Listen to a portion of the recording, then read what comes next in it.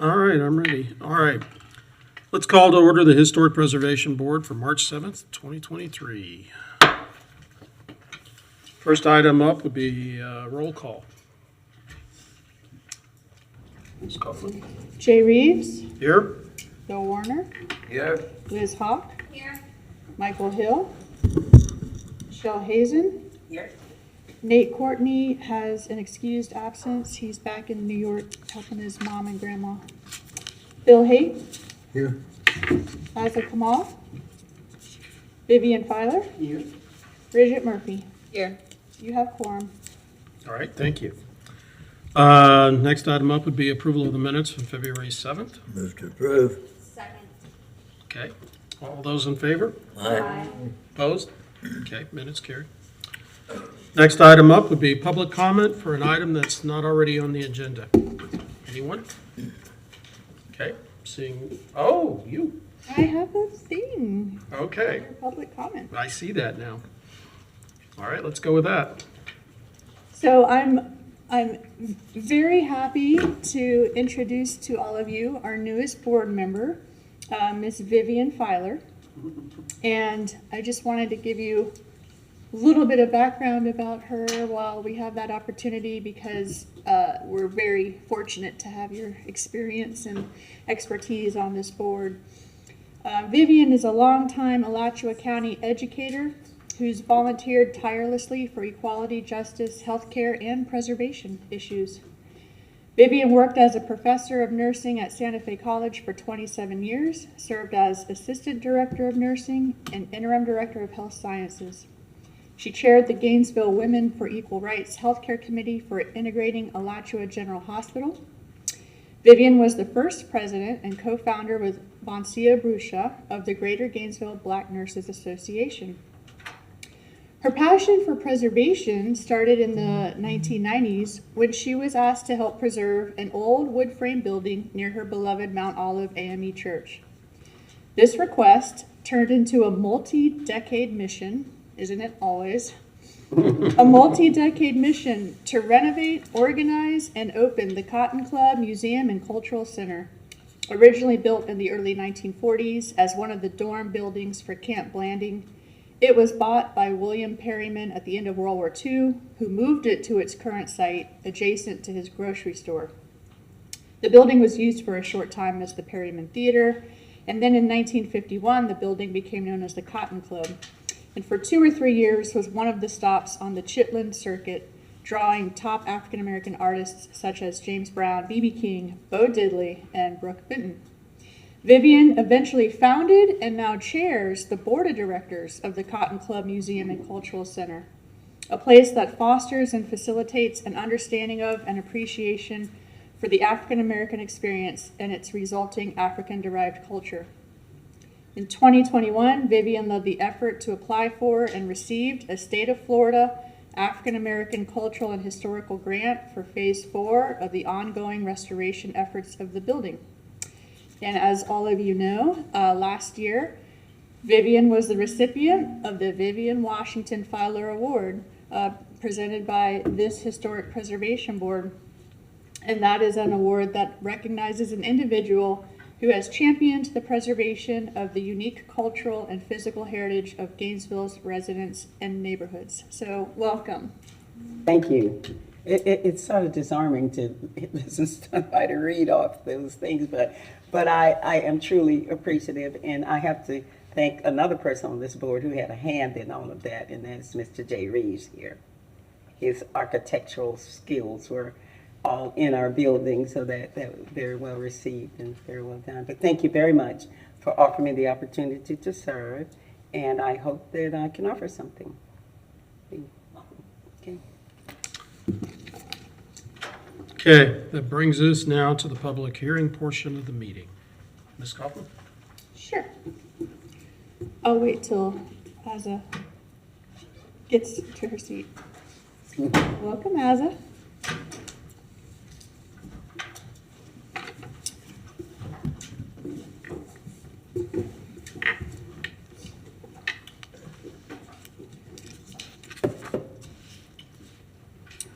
So if you are here to speak on behalf of any one of the public hearing items, please stand and raise your right hand.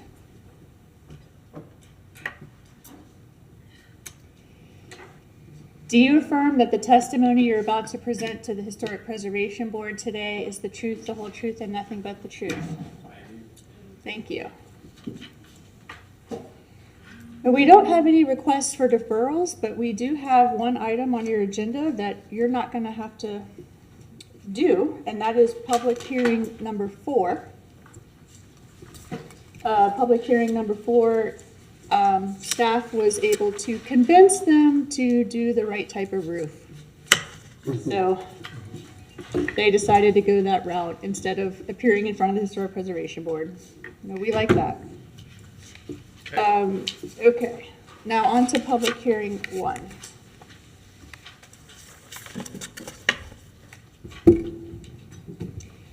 Okay, this is public hearing 1, and it's COA 22-000-141.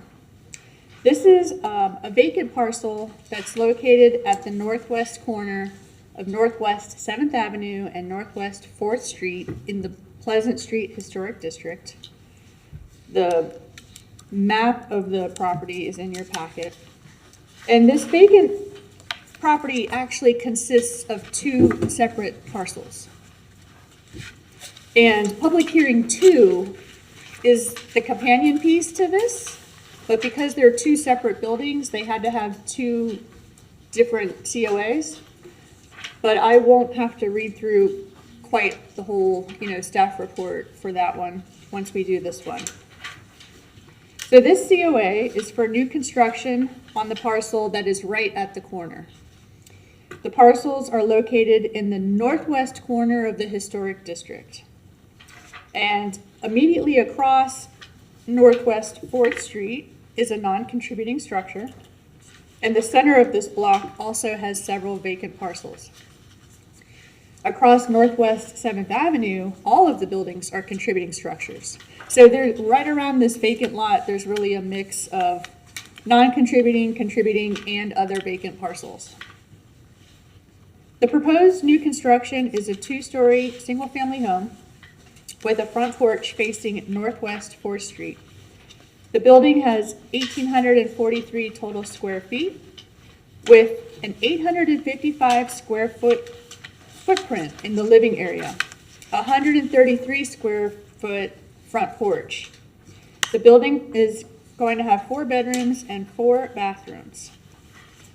The structure features a cementitious lat siding to sort of replicate the look of the wood siding and an asphalt shingle side gable roof. Other architectural features that were utilized to make the structure compatible with the contributing structures down the street include vertically vented eaves, 3/1 sash windows, and a front porch with simple Tuscan columns. The zoning for this property is RC. The project is requesting a rear setback variance of 3 feet 2 inches. The property to the rear of both of these vacant lots is owned by the same person. So there was no issue with them requesting the variance.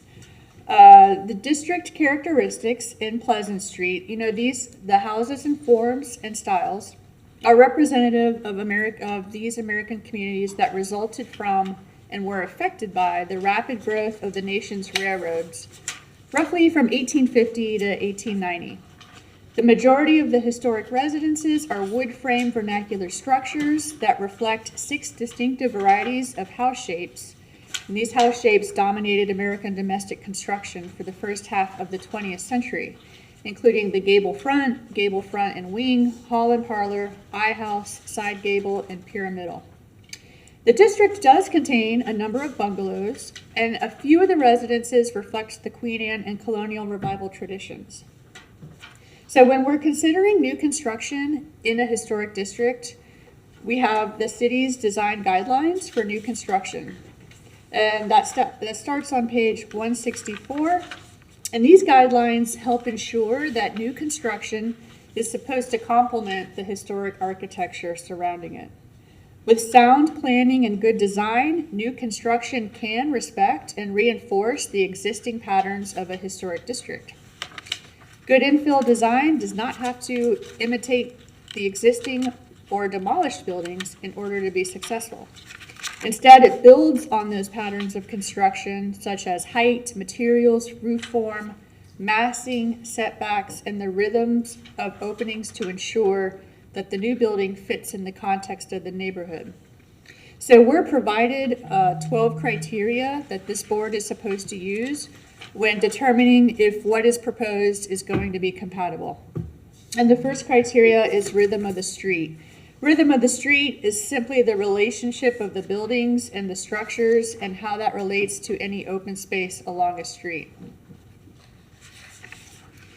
In Pleasant Street, in that district, the lots and blocks are primarily rectangular, and lot sizes are typically small with low to medium density.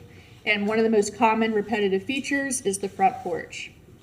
The proposed structure will sit on smaller rectangular lot and will not be combining lots in order to build something out of scale.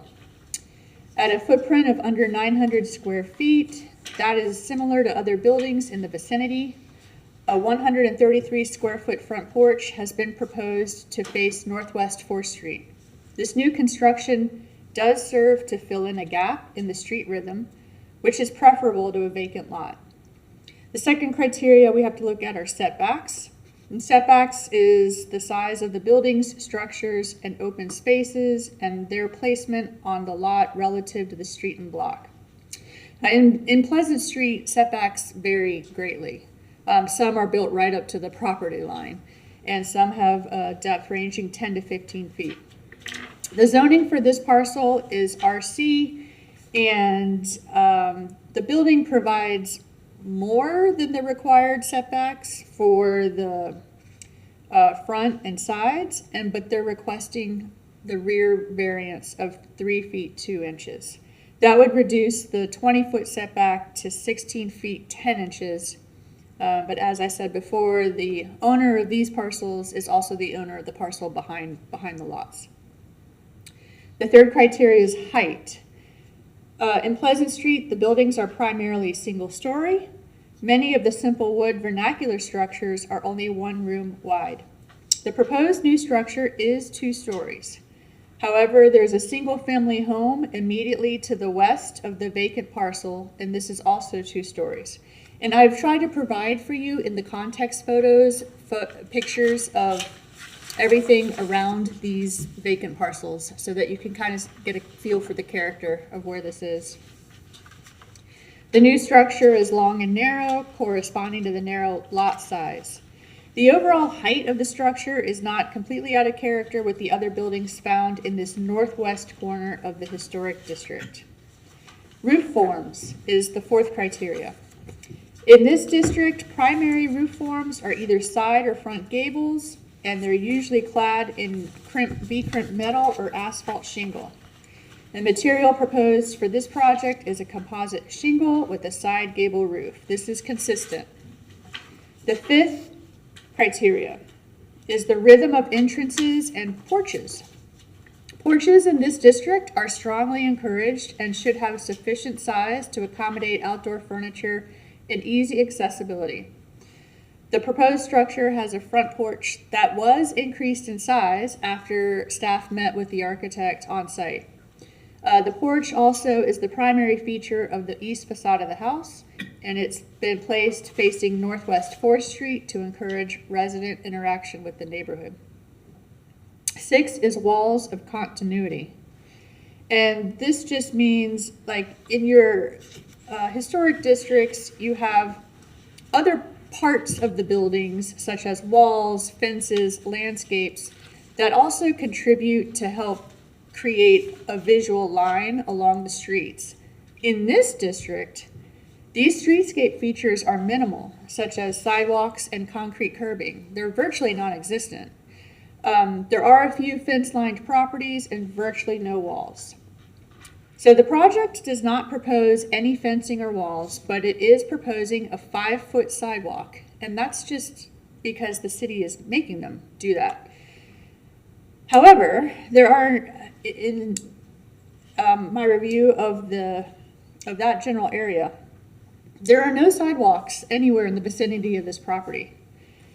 Sidewalks are desired as a way to increase pedestrian mobility, as a way to provide accessibility for those who can't traverse across grass. But the size and location of the sidewalk here will begin a trend that will erode the character of the district, particularly if installed a foot or more in from the curb. If at all possible, this sidewalk should be allowed to come directly to the curb the way it does alongside a couple of properties down the street. This really has nothing to do with the applicant, because he's putting in the sidewalk that they're told to put in. But this is something I am hoping to be able to work with them to get the city to maybe alleviate some of the strict sidewalk requirements for this particular district.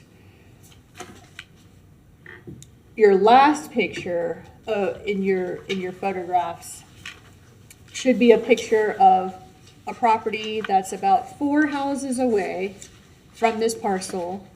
It has a tiny sidewalk that doesn't even go the full length of the property, and it's right to the curb, it's right to the street.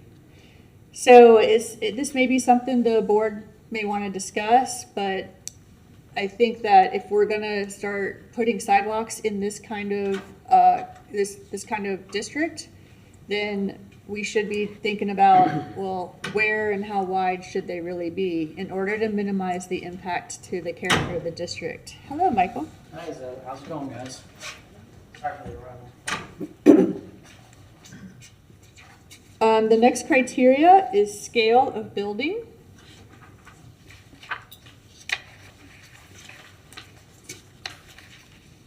This is the relative size and composition of the openings, roof forms, and details to the building mass and its configuration. In Pleasant Street, obviously, the traditional building scale is very small, with one-story residences, low-pitch roofs, proportional bays and openings, and details that reflect the modest character of the neighborhood. The proposed new structure has good proportions of openings on the front and side facades. There are enough architectural details and articulations to break up any long expanses of wall space.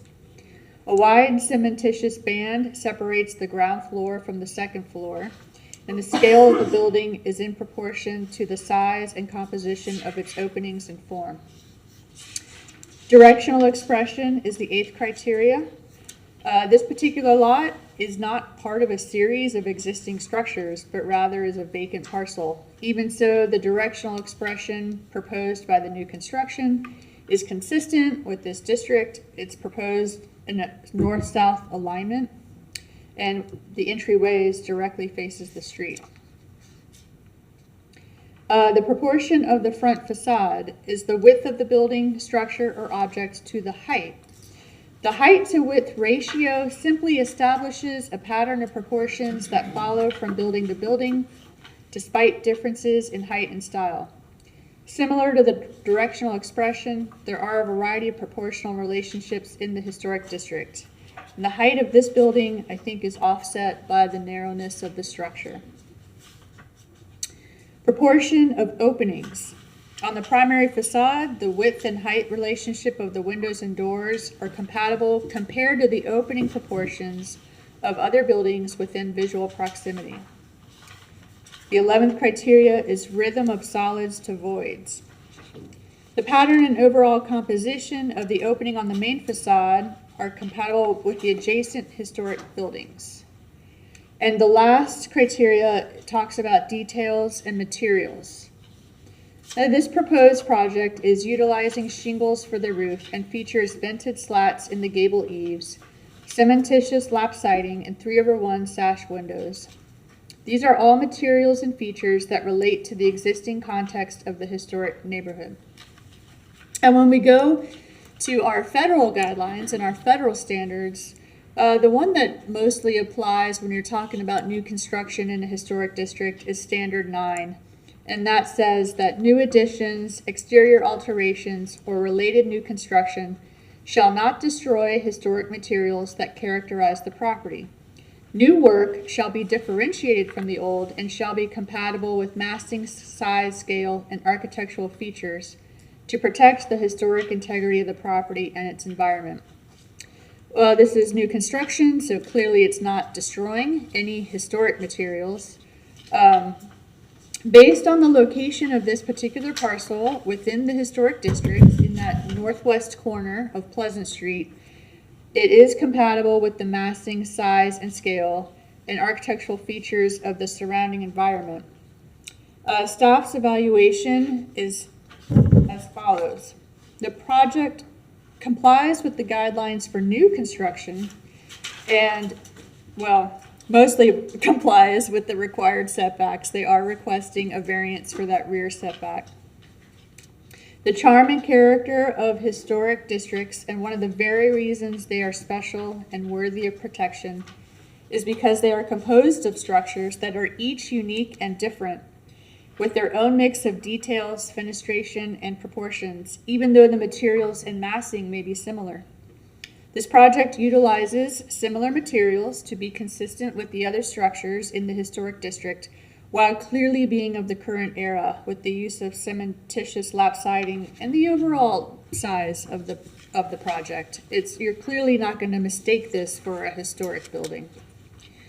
Staff's recommendation is that application COA 22-000-141 be approved with the following condition. And this condition really does not have to do with the actual plans, but I would love for the applicant to continue working with our staff, preservation staff, and other pertinent city staff to see if the sidewalk requirements could be waived for this district, or to resolve how sidewalk placement could be done in a more compatible manner with the existing district character. Because this district, more than any of our other many of the other four districts, is not a place where we typically have 5 feet wide sidewalks crisscrossing all of the properties. That's the end of the staff report. And Vivian, for your first staff report, you picked a doozy because it's just long. The new construction ones are a little bit longer, but don't worry, it gets better. But I do want to say that this architect, I did meet with this architect on site, and we walked the streets around this block and these parcels so that we could take a look at the other character defining features and some architectural features of the little historic houses that were down the street.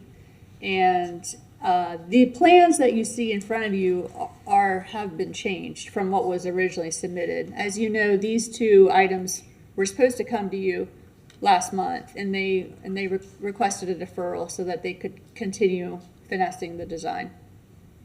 Okay, Mr. Chair, yes. would you give me the parameters for the historic district in that area? From what street to what street are you deciding is the historic district? I have been deciding.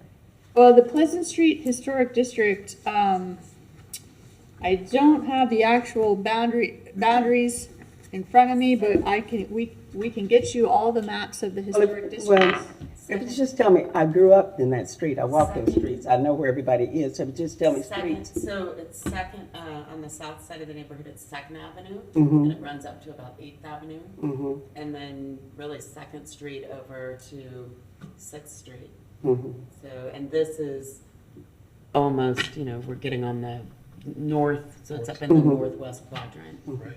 This is just a little snippet Yeah. of the map that I gave you so that you could clearly see the parcel, but this is the north end. Well, I drove it today, so I saw Yeah. that, and I've seen it all my life. Yeah, it's the north end of our historic district. Yeah, okay. Okay, Well, I don't know the process. I guess we're ready to approve it now, but one of the questions I have is, do the people in the neighborhood have anything to say, especially about your recommendations with the sidewalks? I know it's a good recommendation, I feel that it is, but when do they get input? Is there a process along the way that allows the residents? Well, I haven't even started down that journey with, But that with is- the other city staff to even find out, because I wanted to see how the board thought about that first.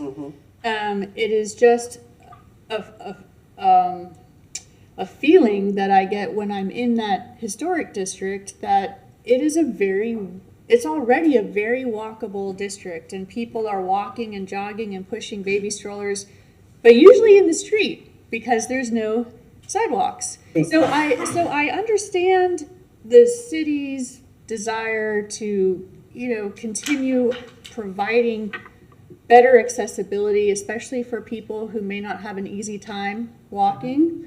But I just think, telling an architect, well, this is the size of the sidewalk and this is where you have to put it, without even considering that it's in a historic district. And not because it's in a historic district, but it's in Pleasant Street Historic District, which it's not like the Northeast Duck Pond that has a lot of sidewalks already. So I think there's just some conversations that need to be had with the city departments. I assume that would be Public Works and some other departments about, well, is this really what we have to do here? But I haven't even attempted to gone down that street yet because I wanted to, get the board's input on what they felt. So I have a question. We've approved a lot of new construction in Pleasant Street, and I don't remember sidewalks being a part of the actual packet before. They were on the site plan, and it's just been a given that they had to do it. I think This is the first time the issue's really been brought up. I remember, actually, I think it was the coffee properties that they built there. There was actually, they built two on 3rd Street. And actually, if I remember correctly, they were trying to not do the sidewalks, and they did get heavy pushback from the city that those needed to be there. It just seems like there would just be a piece of sidewalk. Right. And then unless you're going to tear down all the other houses on the street, you're not going to ever extend that sidewalk because of the nature of the way the homes. Well, the other thing is Are. many of the houses are within 5 feet of the curb in some cases. Yeah. On the tighter lots, so how would you do that? So we have two problems here. One is if there is a plan already for the entire neighborhood or beyond the neighborhood that by other departments that address accessibility, I think we should be aware of, because we need to be consistent in the decision moving forward. The second thing is the way we judge the front setback variances. That's going to continue to come. Should we push for the 5 feet?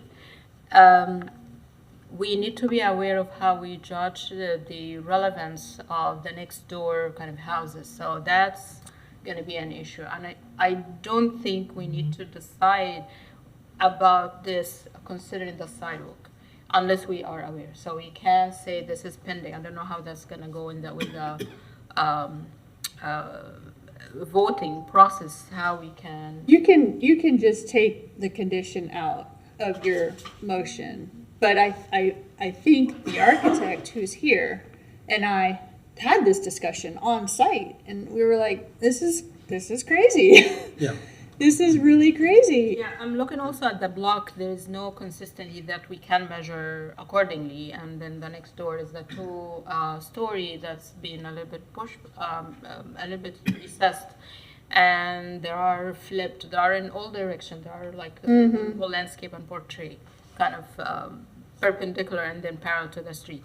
We usually look in relevance to the rest of the block kind of pattern, and pushing only one for 5 feet that's requesting variance. We don't know what the next one will come up with. Well, the next one is your public hearing too.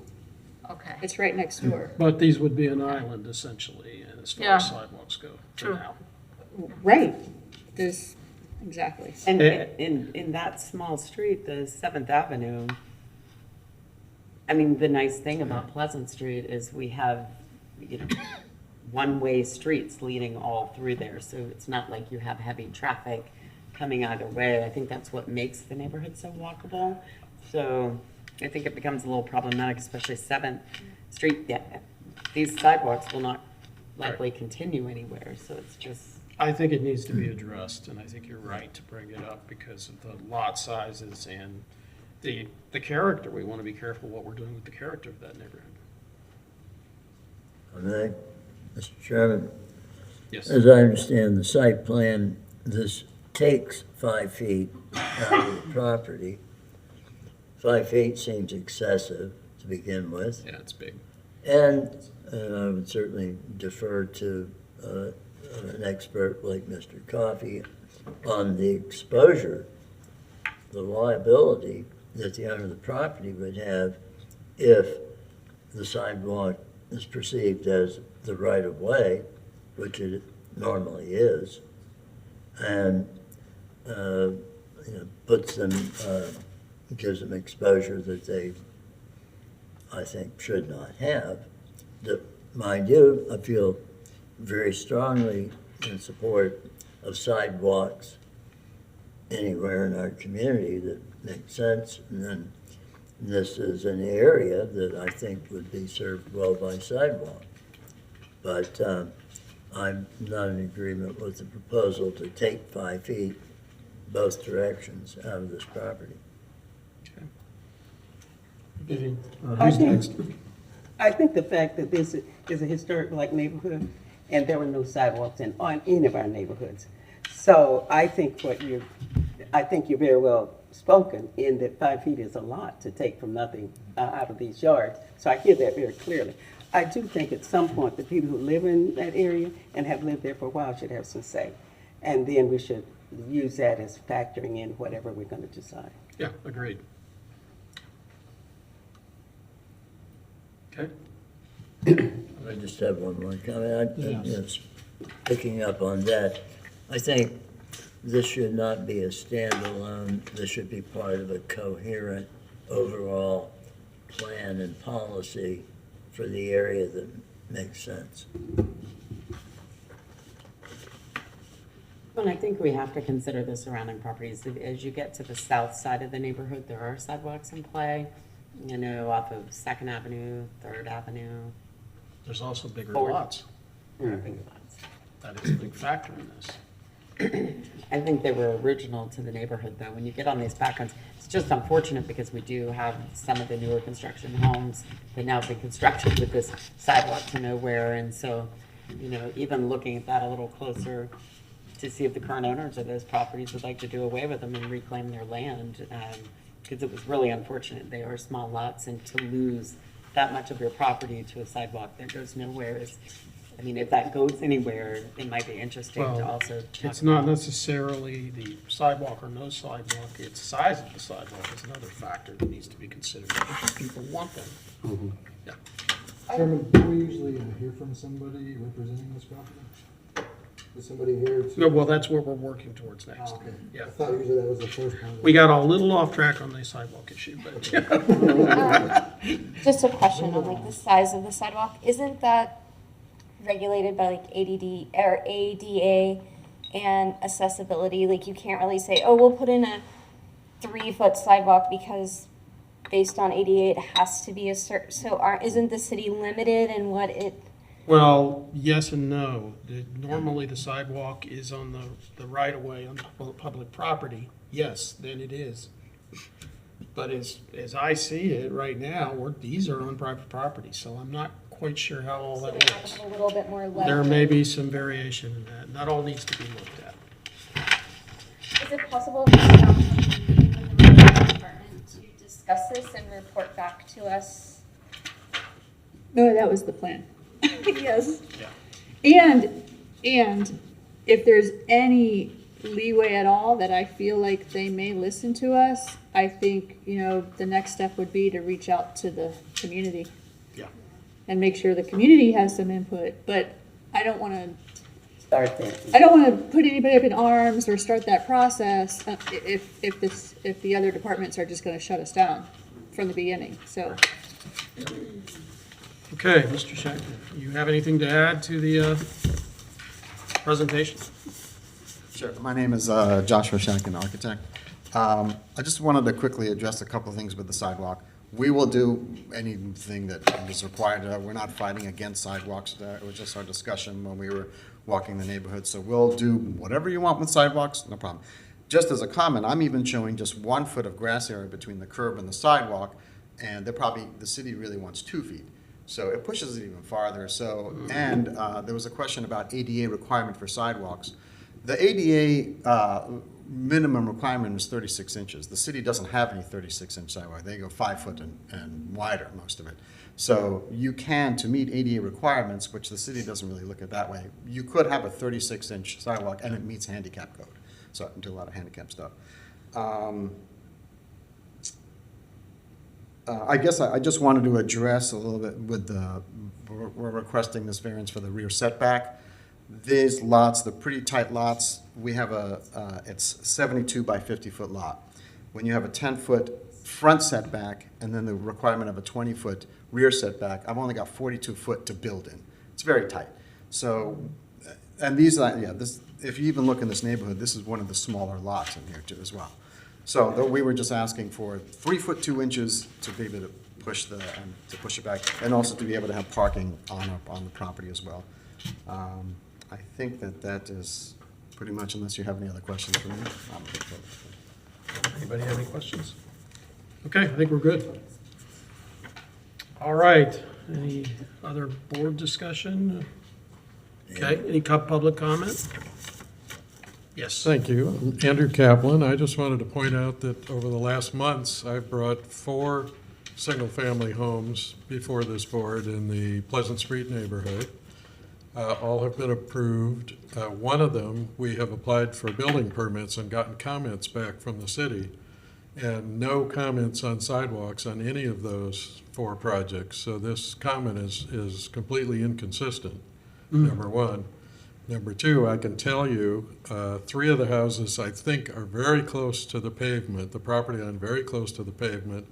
The one that we permitted is exactly 2 feet from the curb, the property line. So a 5-foot sidewalk built on any of those lots would put the sidewalk and the public liability on those private owners. Okay, thank you. Okay, Mr. Hawkins. Thank you, Chair Reeves. My name is Thomas Hawkins. Welcome, Ms. Filer.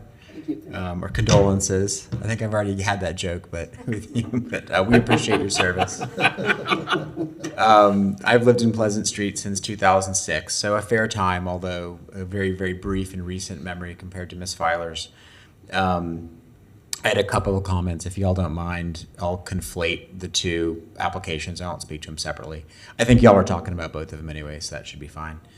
On the sidewalk issue, when I was on the plan board, we actually we referred to staff developing a code change to set up a process to have a fee in lieu instead of sidewalk construction. Right now, the way the code is written, staff doesn't have discretion. That's not to say that they don't take it, but the way the code doesn't grant staff any discretion, you have to have a sidewalk. And so we requested a process where there was a fee in lieu if we met certain criteria, and a couple of them were like looking at the typical pattern in the neighborhood and the likelihood of building connections. On the likelihood of building connections at this location, there are no sidewalks on 7th Avenue, from 6th Street all the way until 1st Street. There's for a 5-block stretch, it's just a strip paved street with no sidewalks. But lots of sidewalks do exist in intermittent gaps on 4th Street. So 7th Avenue, no, but 4th Street, that frontage does have sidewalks, and they pick up and drop off. So that said, I wanted to comment on the proposals. Mr. Shacken's done really fabulous work. He designed a house at 7th Avenue and 3rd Street. That's one of the 2 y'all have been talking about. That's new construction with a sidewalk that looks great. I would suggest a couple of things with these that require further attention, and ultimately I would urge y'all to give some feedback to the applicant, continue the item, and review it again after some modifications. And those couple of comments were for both of the houses. I think the roof pitches are lower than is typical for the neighborhood, and they're identical. And we've had some construction come through that's identical. I don't think that it's where we should be in our standards. We should look for variation between structures that are built at the same time. And then specifically regarding the building that's to the east, the windows that would front on 4th Street are not well proportioned to the facade and not regularly positioned on the facade. I would love to see that addressed. And then for the building that's on the west, it has no front door facing the street. The front door faces the side of the lot instead of the front of the lot, and I think that that's something that could be addressed with the floor plan. So those would be my comments. I encourage you to take them into account and giving feedback to the applicant. One last thought. I was able to get the backup today because Ms. Kaufman proactively provided it to me, and I greatly appreciate that. I know that staff gets pushback from applicants who want their items agended, even when the backup's not available to the public for a reasonable time before the hearing. I would love for this board to be a backstop on that. Please ask that backup be available for a reasonable time before the meeting. I think a week is a reasonable time to give folks the opportunity to review it. And again, staff's kind of in the middle of applicants wanting things agended. If y'all ask for that, they can blame you, and it puts all planning staff in a much better position to be able to ensure that they get the material they need from an applicant, are able to prepare their staff reports and post it so that folks in the neighborhood can review it ahead of the hearing. Thank you. I appreciate y'all for giving up your evening. Thanks. Thank you.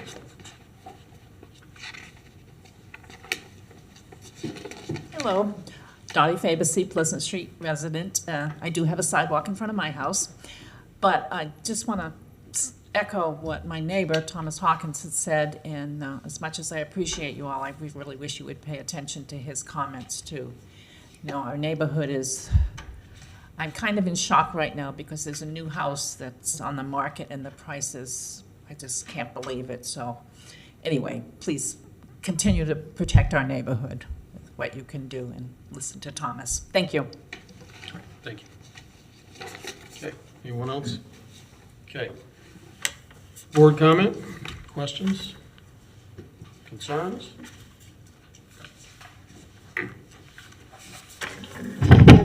I'd like to echo this side east elevation does concern me a little bit, just with the placement of the windows. I know that was one of my concerns, the properties that were developed off of facing Fifth Avenue, the 3 properties, and it was kind of a similar scenario where there wasn't much happening on that east elevation, and I feel like it's a little jarring. It's just south of Fifth Avenue, and the properties being very similar as well.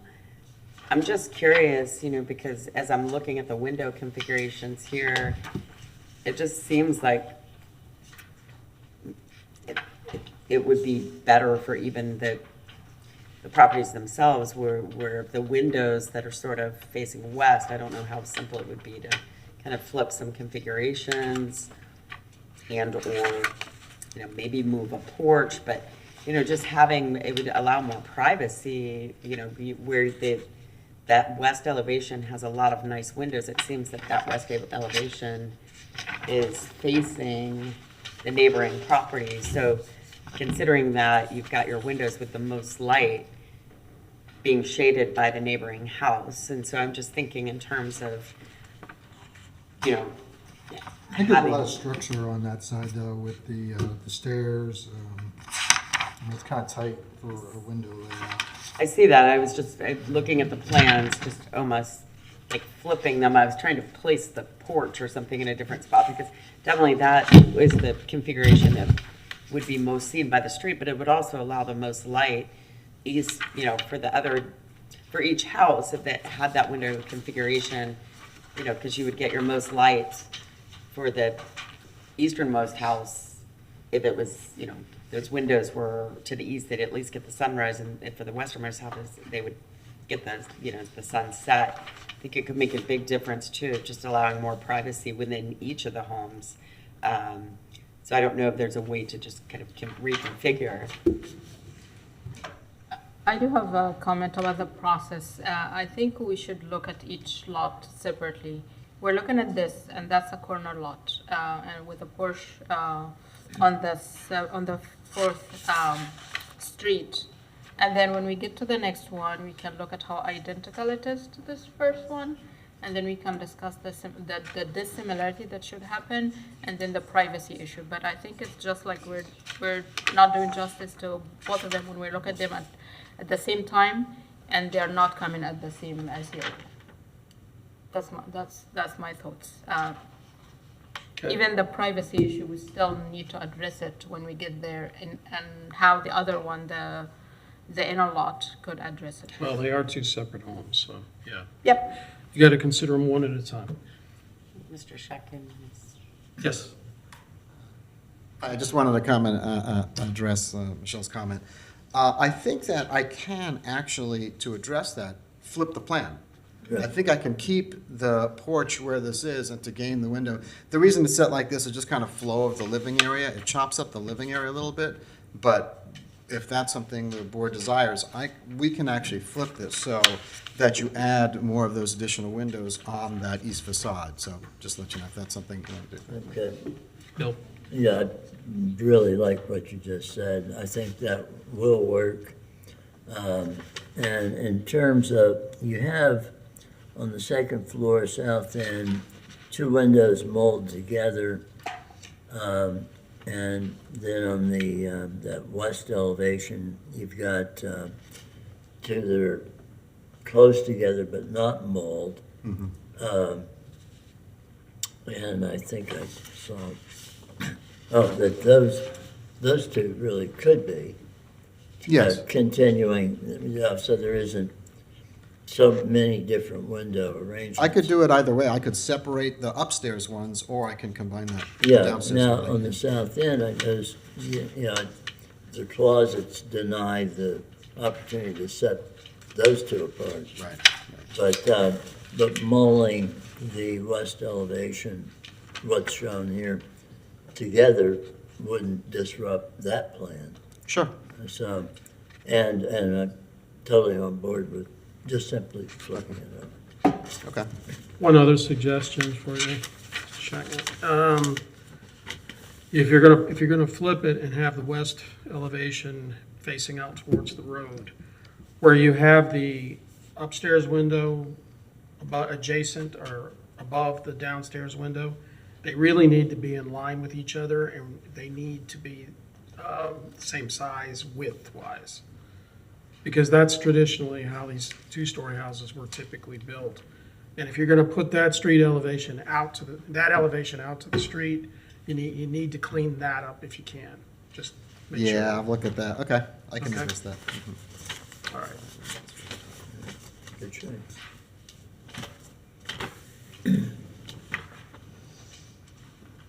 Are we continuing? Pardon? You want to continue both? Is that- Well, we haven't really talked about the second one yet. I think we're gonna have to make that decision independent. Okay. That's what there is to say about this one. Okay. Any further comments? Yes. Yes, I'm also just curious about the depth of the, kind of the, help me out The there. height of the foundation? Thank you. Yeah, like, I don't, maybe I'm missing it, but like, It's not called out. I don't know what that is, and it looks a little low and Yeah. atypical.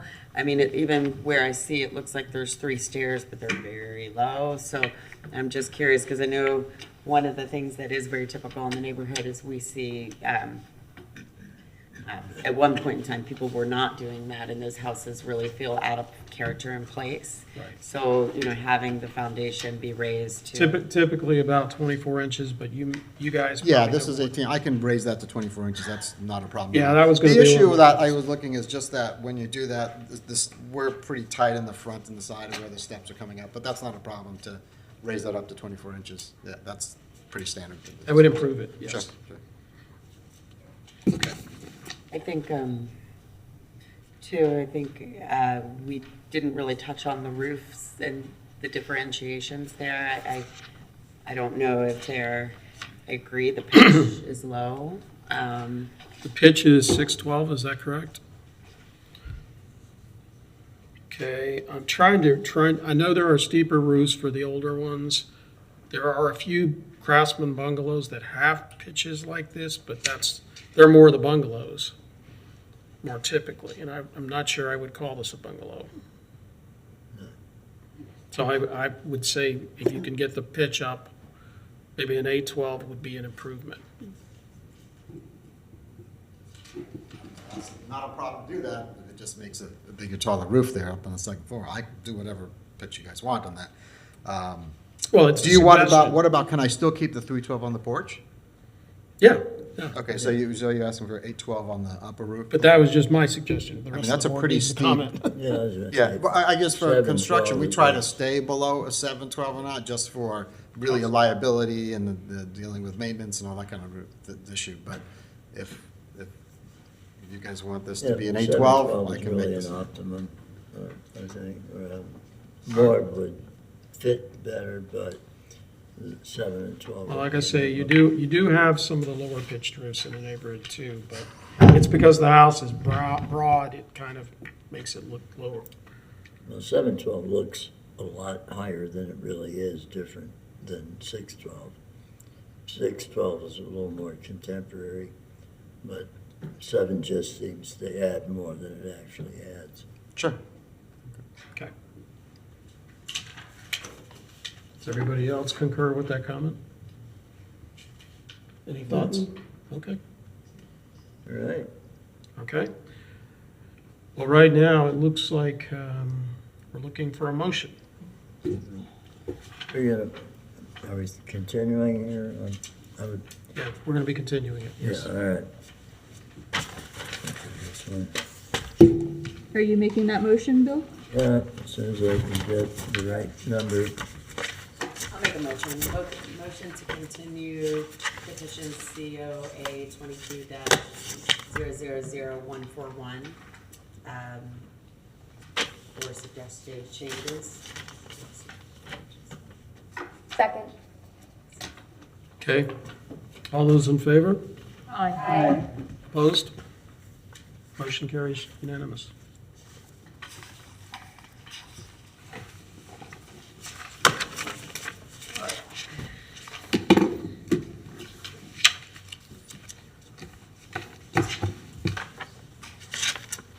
On to the next one. On to the next one. This will not be such a laborious staff report since I just basically I was read going to you. say, summarize. I will summarize. Public hearing 2 is petition COA 23-000-005. This is the next little lot just in from the corner of the one that you just looked at. So this is proposing the same kind of square footage, same number of bedrooms and bathrooms. The architect already had flipped this configuration of this particular structure once to get to this iteration, and I think Mr. Hawkins is talking about flipping it differently so that the porch is actually facing the street. But originally, this particular house had the front porch facing the other house, and now it's facing the driveway. So that is one of the the differences from the first house. This property is proposing 1/1 sash windows, as opposed to the 3/1, because I told him not to use the same exact windows on two houses next to each other. And the porch has a little bit different style with the types of columns that are being used.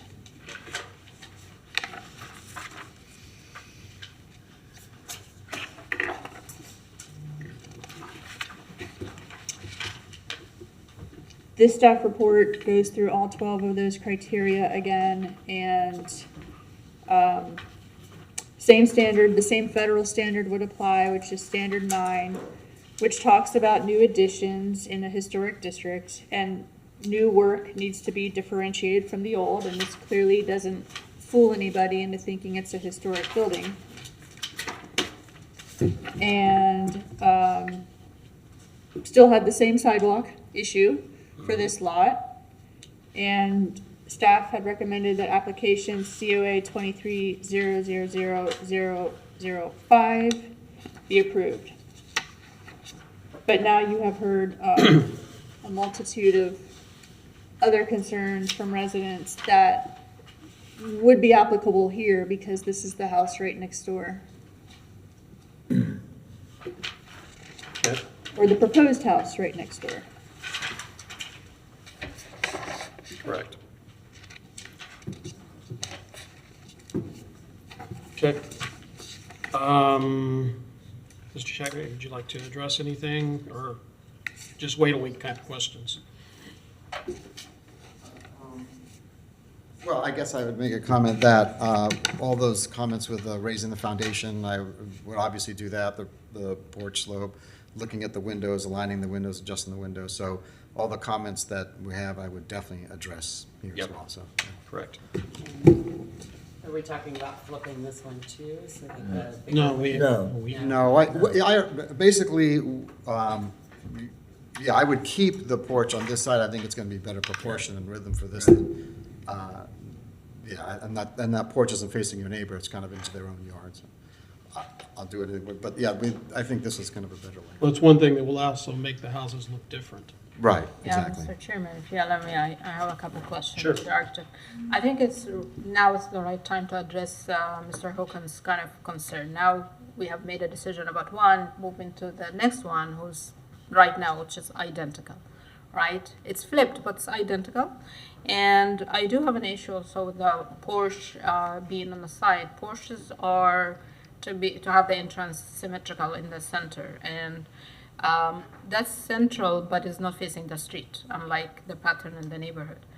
So that's a concern I do have. And in addition to how identical the two houses are, one of the things that you could do is that just to flip the porch to be a porch facing the street, and then to have the entrance from the street, and that's totally going to change and kind of The tweak issue we that. have is room, the square footage area. We're even reducing, that's why I was asking for the setback requirement. To put the porch on the front, they want an 8-foot porch. We're willing to do that, but I'd have to request a variance of another 8 feet to do that. If that's what the board is. possibility. Yeah, if that's open, I'd be glad to do that. That would be completely fine with us to push this back another 8 feet. And I mean, if you want to even reduce the porch, I don't mind the 8-foot porch is kind of standard size required porch. If you wanted to reduce the porch, we can do that. We can keep it at the 8 foot and ask for, basically push the house back 8 foot. I'm completely open to that. Okay, well, that's something I think we can certainly talk about, because that would be also another element that would differentiate it from the other one. And I was just going to say, that was one of my concerns too, that we have a porch on the side of the house, and that's kind of getting away from the neighborhood character. And when you've got the other one facing out to the street, I think it works. I guess the question then, to put it back to the board with this, would you be open to reducing that back setback, the additional 8 feet? Well, I think that's something we're going to talk about right here. So let's let the board discuss it first, and then we'll get on that topic. Yes. I believe the RC zoning allows the front porch to encroach 5 feet into the front side setback. Okay. That's something we can certainly check into to see if that is an option. But I mean, Changing the porch achieves many, many objectives Right. here in making it on the south elevation. And gives it a reasonable, you have some side yard, not just a driveway. Yeah. So Yeah, the fact you get, you gain a little more yard on the side of it, I think makes up for the loss in the back. And I think that's a very good way to differentiate the two and change the character somewhat. Well, and I think where we're headed with this is not taking 5 feet out of this property for sidewalk. Well, that's a whole We'll other see. story. That's not tonight's Yeah. episode. Yeah, I think that's a really nice solution too, just from privacy with windows. It also scoots it back. It allows the neighboring property to have a little bit, because, their front or side, the east elevation is very close to the street. They don't have much on the way of 7th Avenue. But if that house bumps back, it's sort of, it does allow for there to be more of an enclosure Yeah. of that back, and almost let it feel more nooked in, because that's the nice thing about Pleasant Street. We have lots of this There's not that much happening. uniformity. Right, Yeah. right, and so it sort of, allows that, which I like that idea. It also addresses the next issue I was going to pick on, which is the fixed glass window in the front wall. Yeah. Yeah. Good place for a door.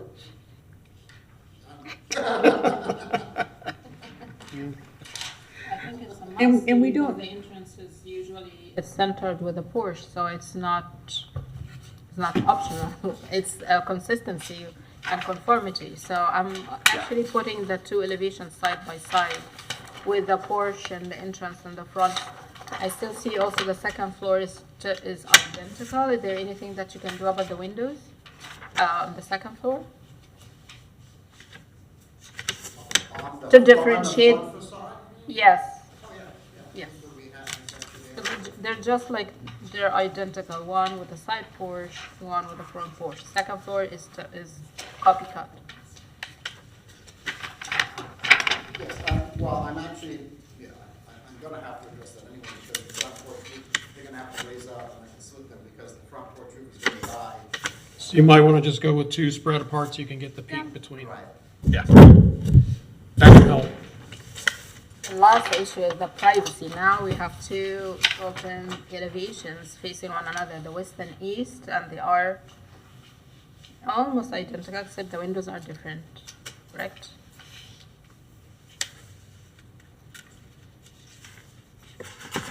It's fine because you've got the private, you don't have bedrooms looking at the bedrooms anymore.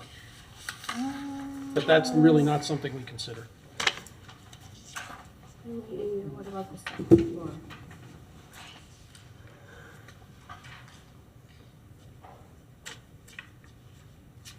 Especially if we bump it back a little bit. Well, we're also sliding it back, which helps the situation. Yeah. No, I think justifying, one backwards like we're talking about doing to accommodate the porches will do wonders for making them look independent of each other, the character being different.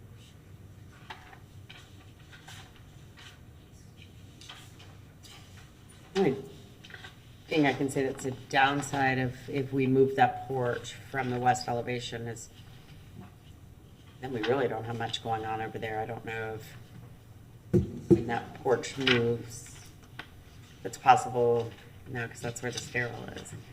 Yeah.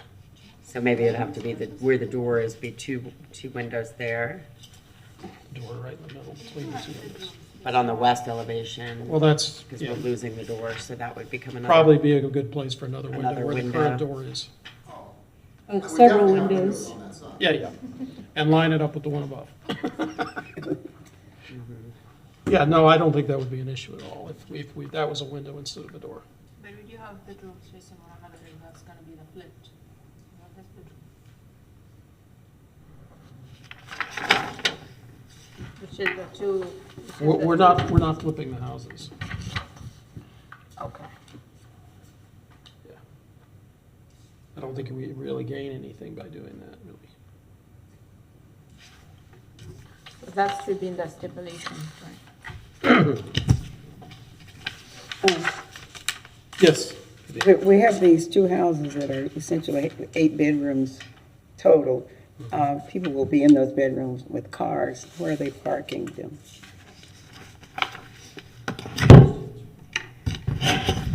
believe the site plan shows you're putting in driveways.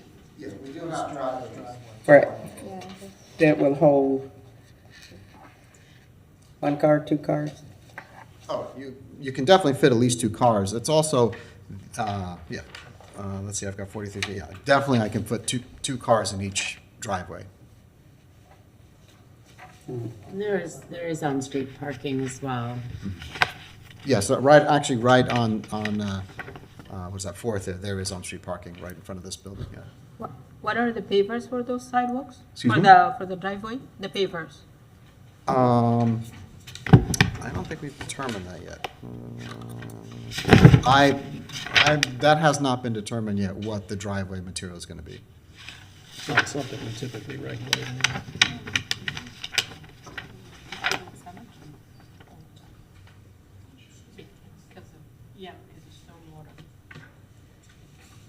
Yeah, but I'm saying the appearance. Not the appearance, of course, but the stormwater. Yeah. No, I agree with that. Okay. Any further comments for the applicant? Yeah, no. All right. And then we're going to open it up to public comment again. Make a No motion. public comment. Okay. Make a motion. Motion, petition COA 23-5. Move to continue. Second. Okay. Does the motion include the changes? We would include the comments we've made. He's been taking notes, so, and Okay. Kathleen has notes as well. Okay. So we have a motion and oh, yes, yes. I just like to clarify a couple of things, because Sure. do whatever the board wants, that if I put the porch on the front in this building, Yeah.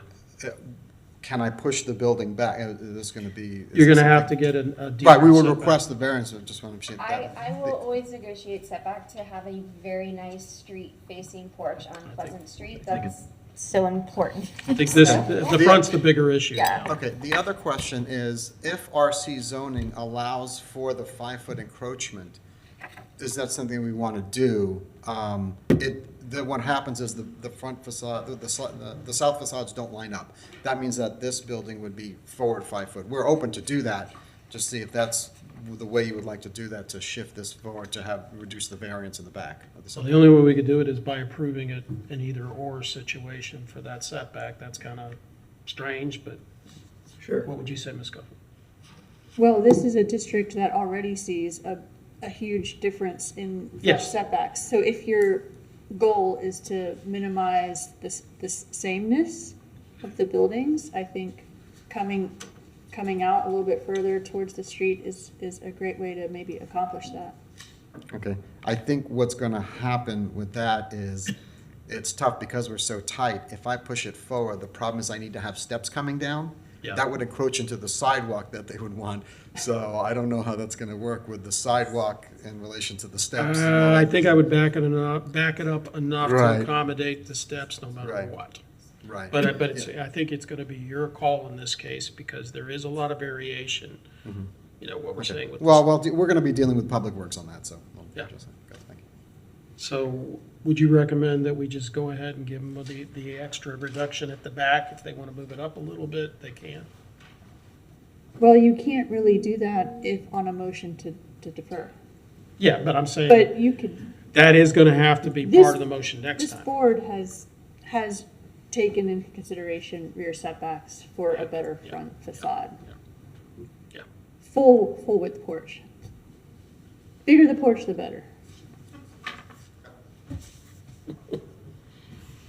Okay, we have a motion and second on the floor. All those in favor? Aye. Opposed? Okay, the item is continued also.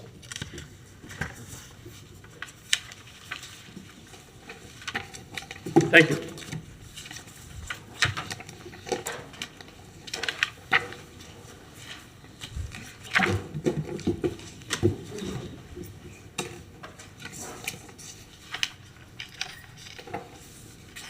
Okay, that brings us to public hearing 3.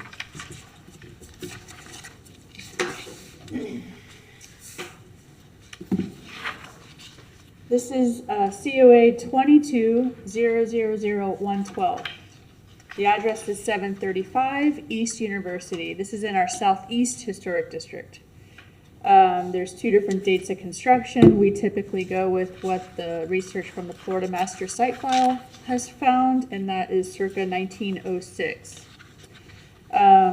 This is a two-story neoclassical Queen Anne residence that's reflective of the architectural style popular during the early 20th century, prevalent throughout this neighborhood. Many of these residential structures were the homes of the founders of the city's first businesses and industries. Character-defining features include rounded fish scale shingles in the gable end, unfluted ionic columns with pronounced Taurus moldings, a curved wraparound veranda, and a pedimented entrance bay. This is an after-the-fact COA, which we don't see much of here, but this was this COA is submitted after the fact because work had already been done without approval to the exterior of the building, including the replacement of porch columns and the enclosure of a window. The original round columns were replaced with thin square columns. A second floor window on the east side of the home was filled in with wooden shingles.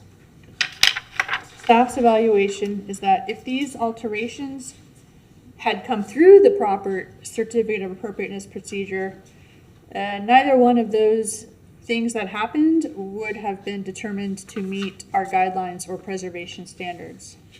And those federal standards that are pertinent in this case are standards 2, 5, and 6. So federal standard 2 is the historic character of a property shall be retained and preserved. The removal of historic materials or alterations of features and spaces that characterize a property shall be avoided. The original round columns with pronounced moldings were a feature that was actually called out in the original Florida Master Site File survey done in 1980. And they're a major character-defining feature as part of that significant wraparound porch. Similarly, an original window is an important part of a historic building's fenestration. Standard 5 talks about how the distinctive features, finishes, and construction techniques or examples of craftsmanship that characterize a historic property shall be preserved. The original column shape was reflective of that original craftsmanship utilized in the creation of the distinctive front porch. The front porch is a distinctive feature of this house. Standard 6, deteriorated historic features shall be repaired rather than replaced. Where the severity of deterioration requires replacement of a distinctive feature, that new feature shall match the old in design, color, texture, and other visual qualities, and where possible, even materials. Replacement of missing features shall be substantiated by documentary, physical, or pictorial evidence. If those original columns were indeed too deteriorated to repair, replacement is an acceptable alternative.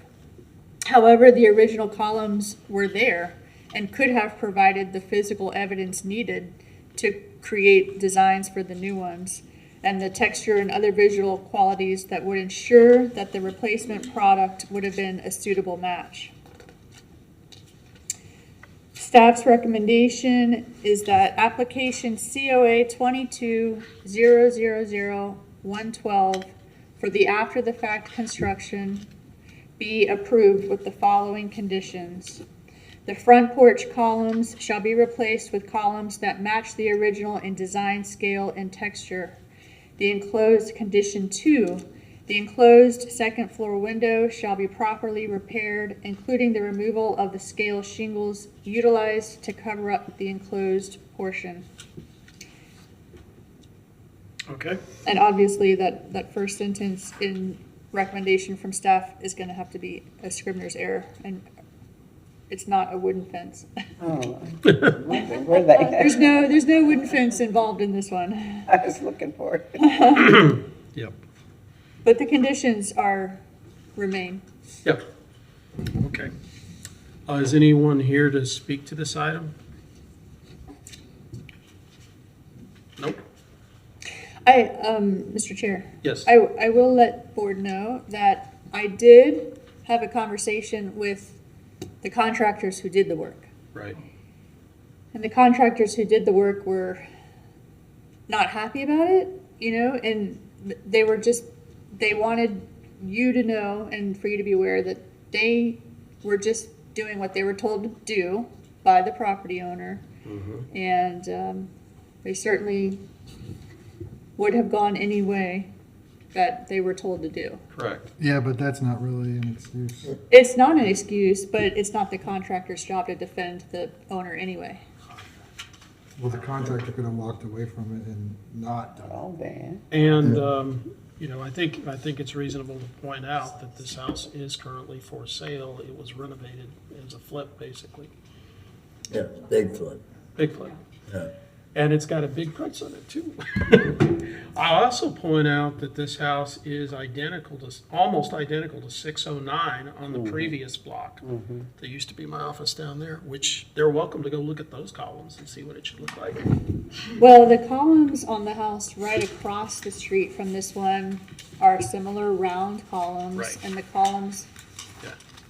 I guess that's the one you're talking about, the one down the street. It's right next to is- Sweetwater. Is similar. Yeah, well, it's very, very close. And the one thing that has always struck me as being really weird about this one has nothing to do with the issues here. But that upstairs porch was originally an open porch. Same thing with the other house. That's why, and they just brought it right out to the edge of the roof, which is so strange, but that apparently happened back before the master site file was done. There are a couple of other issues here too, in addition to what's been cited. Porch floor. These include, this is not a contemporary back deck, as the appearance.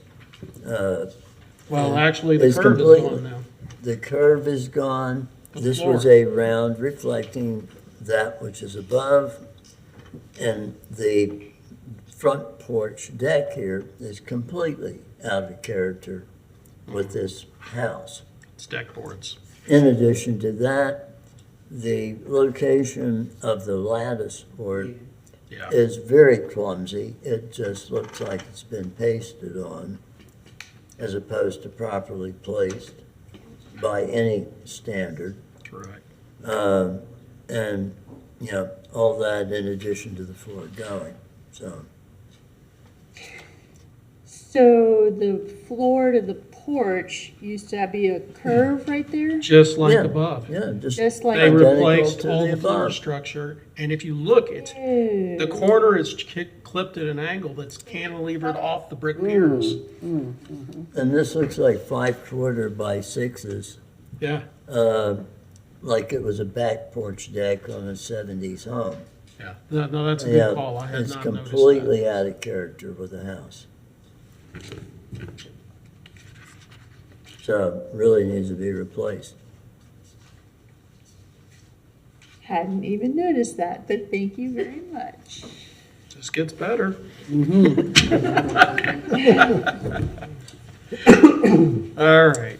Yeah, it was a naive flip. Yeah.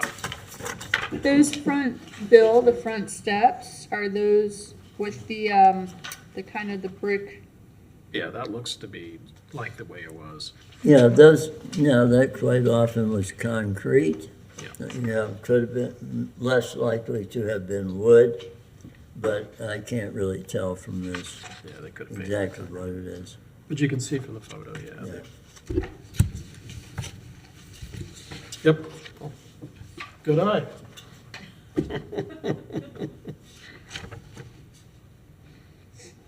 All right, we have no public comment on this one. We have plenty of comments for staff, so. Shall we Code enforcement. Yeah. make a vote? Mr. Chair. But I think you should add another condition if there's more that you're seeing. Well, you've gotten the condition of replacing the Yeah. front porch floor on that corner. The lattice needs to be reset. The deck needs to be appropriate to the house and the columns as well. Does that include the decking material? Because it looks like Yeah. the new material they put on there it's like, it's almost got spaces between the boards. Well, it is, It's not porch flooring, it's deck boards. It's like needs to a be back porch deck flooring. on a Needs to be 10 porch temporary flooring. house. Because you're supposed to put it back like it was, which would have been tongue and groove porch flooring. Most likely 5/4 tongue and groove. Very nice. Mr. Chair, I have a comment. Yes. So it's kind of a comment both towards the board and towards staff. Judging by what has been presented here with this project, I would like to ask staff more forward.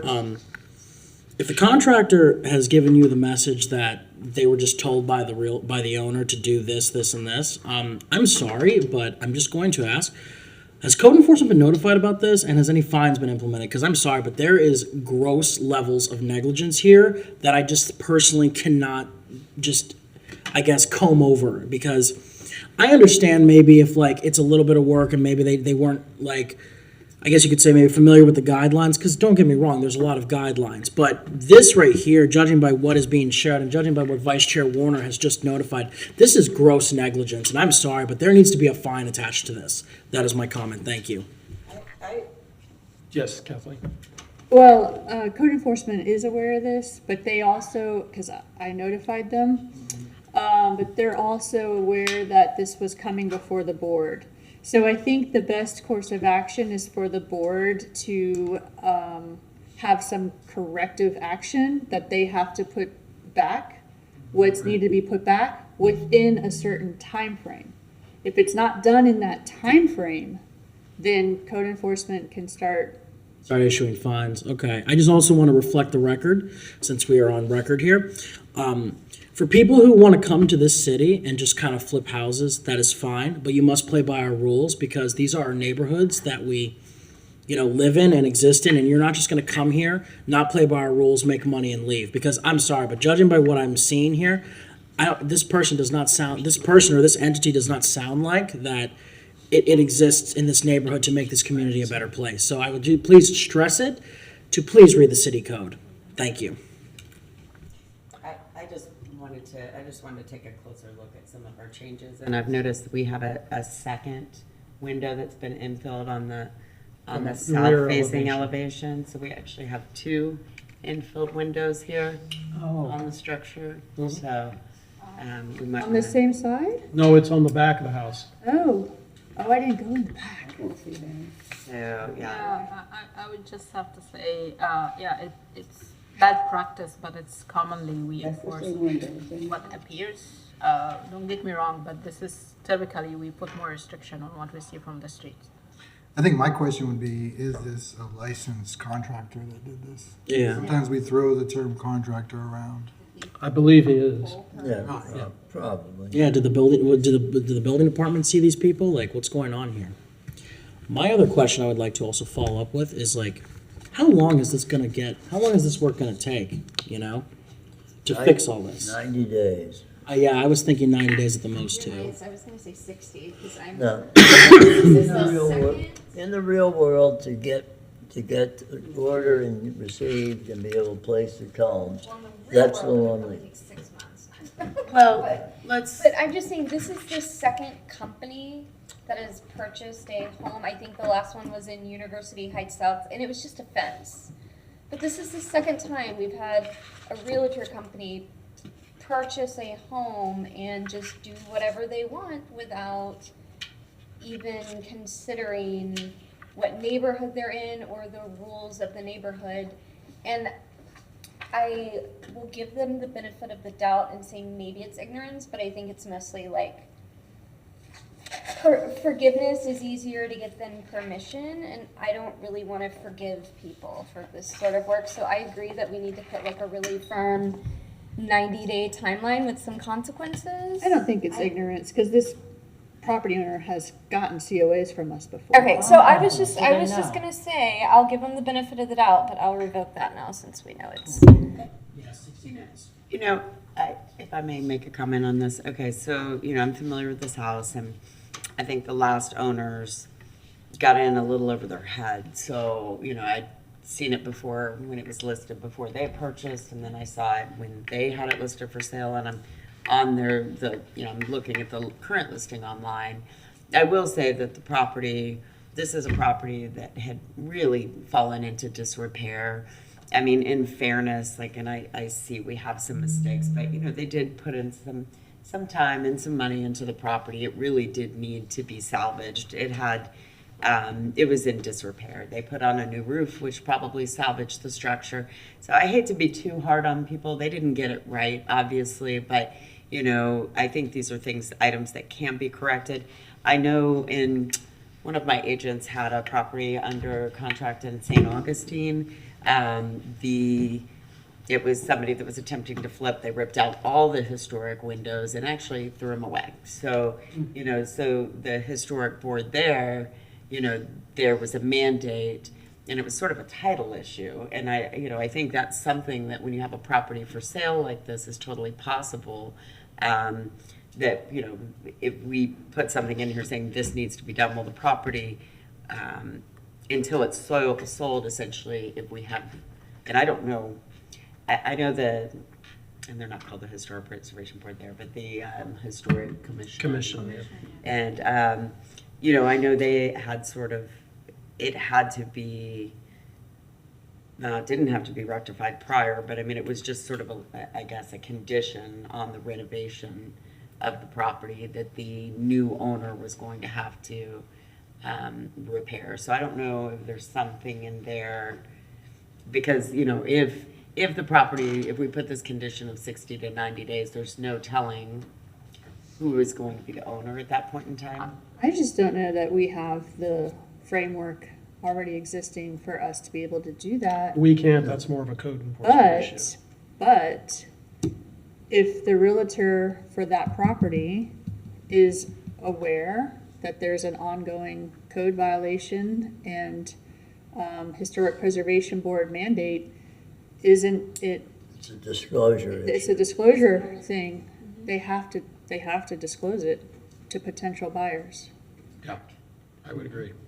And we have And we the will- name of the agent that this could be shared with, so that it should Of be shared course, with of course. buyers, just to ensure that it stays moving with the property. Yeah, although I have experiences seeing it from the new owners that everyone keeps saying I bought it this way and give me time. So that's gonna continue to add up time. But I just question also our ability to be the policing and putting timeline. I think what we can just keep adding the stipulation that we observed, and it's up to the disclosure process. This is the legal process for it to move forward. Okay. All right. Andy, you had something to add? I just wanted to ask, I didn't hear, was this work permitted? If this I'm work, guessing it was not. if it was not permitted, it's on the contractor. Well- If it was permitted, it's on the building department, who should have sent it to you.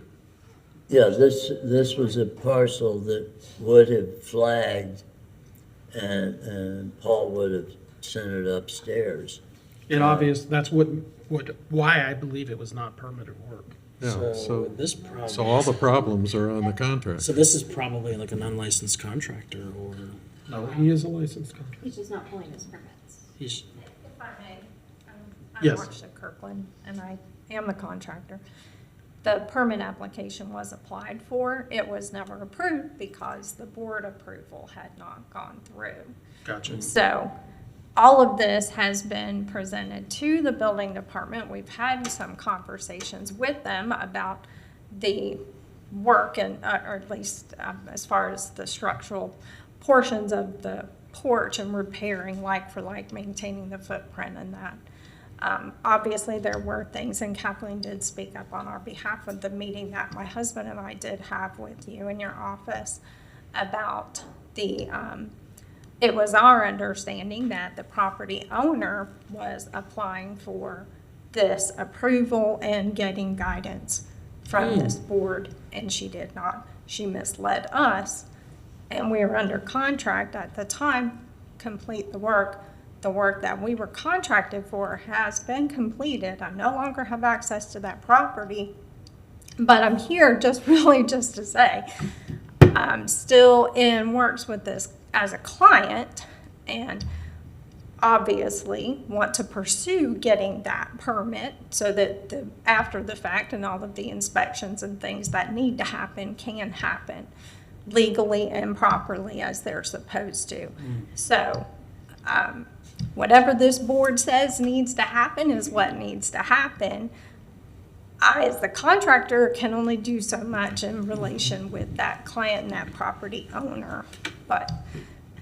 And I thank you, Kathleen, for presenting us and, working with us on this property. It's honestly because it's somebody that stepped in and, they want to flip the property. They don't maybe necessarily, they wanted to make it a nice, beautiful place for the residents in that community, but they weren't in keeping with the entire intent of that neighborhood. Although I would say, and I don't know the address, but the house kind of across the way is the look that they were going for. It's more diagonal across University Avenue. It's not the one directly across the side street there. And I think that because the second floor porch that was mentioned, that was enclosed at some point in the past. Long time ago, yeah. Last I knew, and this has been some months ago, there is still a column existing on that second floor porch that could be looked at for that's the not something style we're and all requiring. of that. But I know as far as taking a reopening that there's a lot of work still on that property that we wanted to do, and we were really upset with her that she wouldn't do, because it was, in my opinion, still some structural damage that is ongoing with that home that was not addressed. So, but as far as I know, that column is still existing in that second floor porch. That could be looked at to get the style and everything to put back on the front porch. And as far as, I think that would really just be a facade around the structural members that were Yeah, it's placed. not structural. Right. Right. No, thanks for sharing. Yes, absolutely. Yes. I do have a clarifying question for you. Did you also all did the work for the closing of the windows on the front, the one facing the street and the one in the rear? Some of those were already patched over. I don't know exactly. I would hate to misspeak what was on what. There were many windows that were broken. There were some windows that were already boarded up. Previous owners had put plexiglass in there. I think, Michelle, you mentioned that this property had fallen into some serious repair. And for what things were done inside the home that affected the windows under the previous owners, I'm really not sure. So there was a couple of different things that I know, as far as what we were instructed to do then, was to take what had already been covered over the windows, keeping the frame on the exterior, even though there was no glass in it, but to at least retain that portion of the window and put something more permanent to stop the weather coming in, because whatever had been placed there in these two window areas was not sealed up at all. So there was a good bit of water damage. Okay. Thank you. Michelle, you had a comment? No, your light was on. Yeah. Okay. I forgot. All right. That's Mike. Yes. Could you state your name for the record? I didn't catch your name. Marcia Kirkland. Marsha, I am very sorry that you had to deal with this. Oh, It's like, I've worked construction before, and it's just like, I've seen this happen before, so I just, right. It can end up being a bit of a nightmare. yeah. My thing, I hope, is that whatever we decide tonight, I really hope that you stress it to this customer that they have to play by the city rules and that they can't just run around. Yes, absolutely. That has been my contention from the moment that we signed the contract with her, that we don't do things underhanded and without, permissions or, but a lot of that does fall on the owner for Yeah. them to know, so that when they write the scope of work for whoever they want to hire, when you do this portion, do that portion, we'll do the paint ourselves, whatever, that it's right and it's what it's supposed to be. I don't want to have to go back and rework things.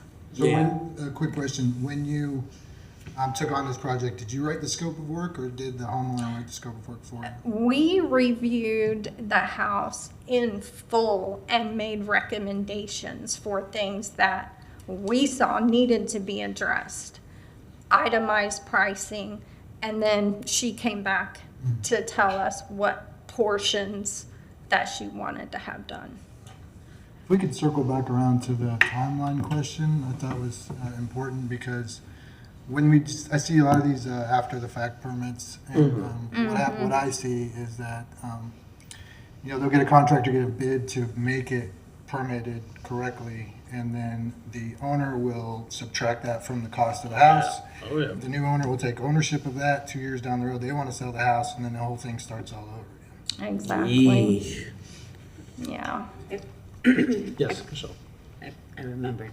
I went to the city permit site and, I'm on my phone right now, but I didn't see permits. And I know, obviously we have a new roof, we have HVACs, it didn't have any, I see some mini splits.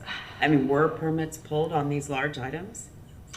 There were other things in place that were already begun at the time that we were brought in on this project. So I know that the owners hired HVAC. I don't know who else and when. I truly have no knowledge of the roof or. And the other thing is, it's not, working with the city of Gainesville permitting, it's not the most easily, excuse me. Such a joy to work with the city of Gainesville. See, you're building sitting on department. that side of the room You're the I'm where on you this can side, make too. those comments that I might want to make. Picking up the phone and talking to somebody has almost become a thing of the past, and it's unfortunate. They just want you to go to their website, fill out these forms and submit, and then sit and wait. And I want to come talk to somebody. Help me, give me some guidance, show me what But, yeah.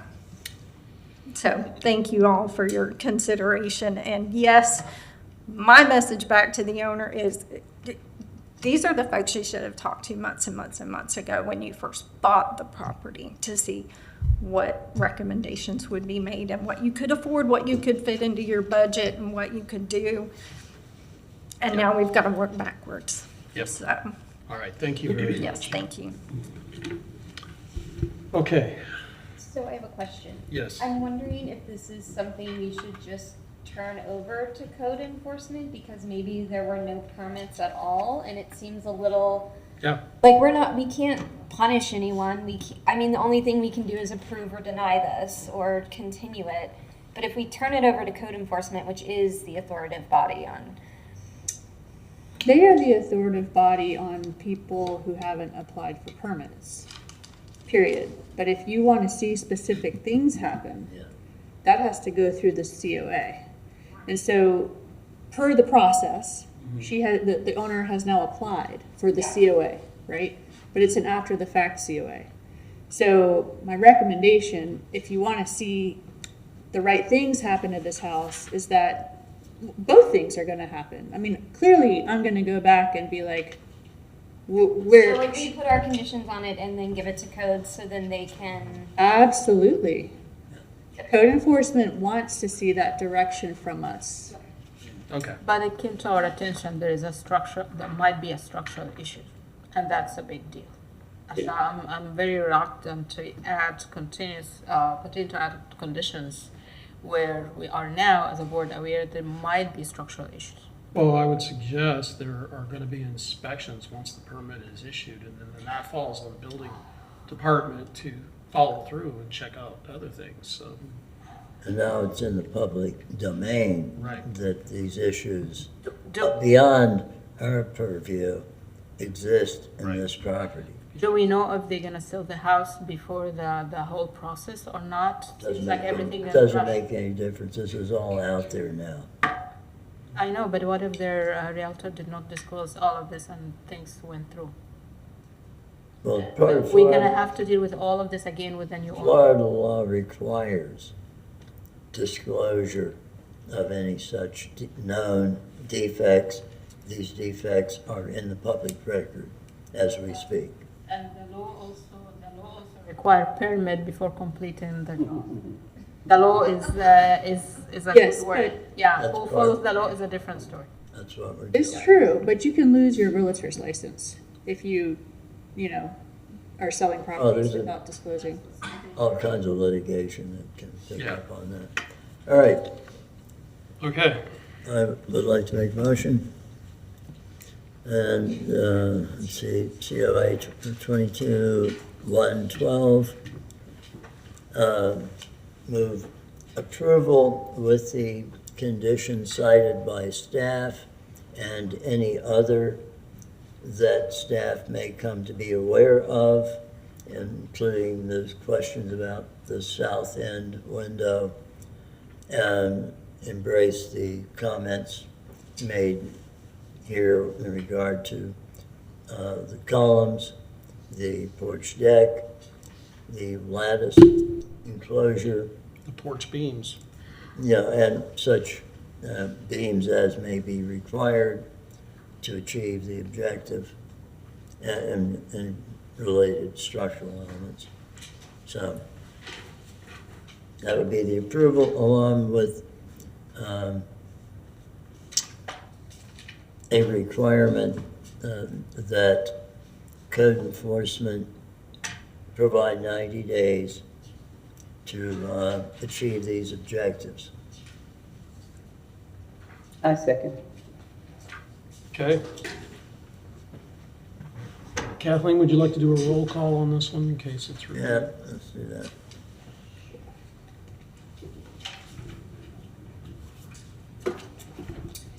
Vivian Filer, Yes. Bill Haight, Aye. Liz Hawk, Aye. Michelle Hazen, Aye. Michael Hill, Aye.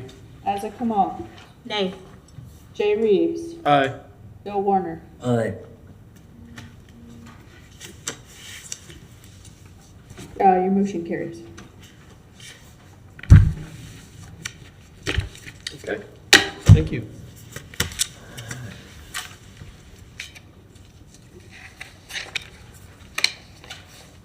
And that brings us to public hearing 5. Yep.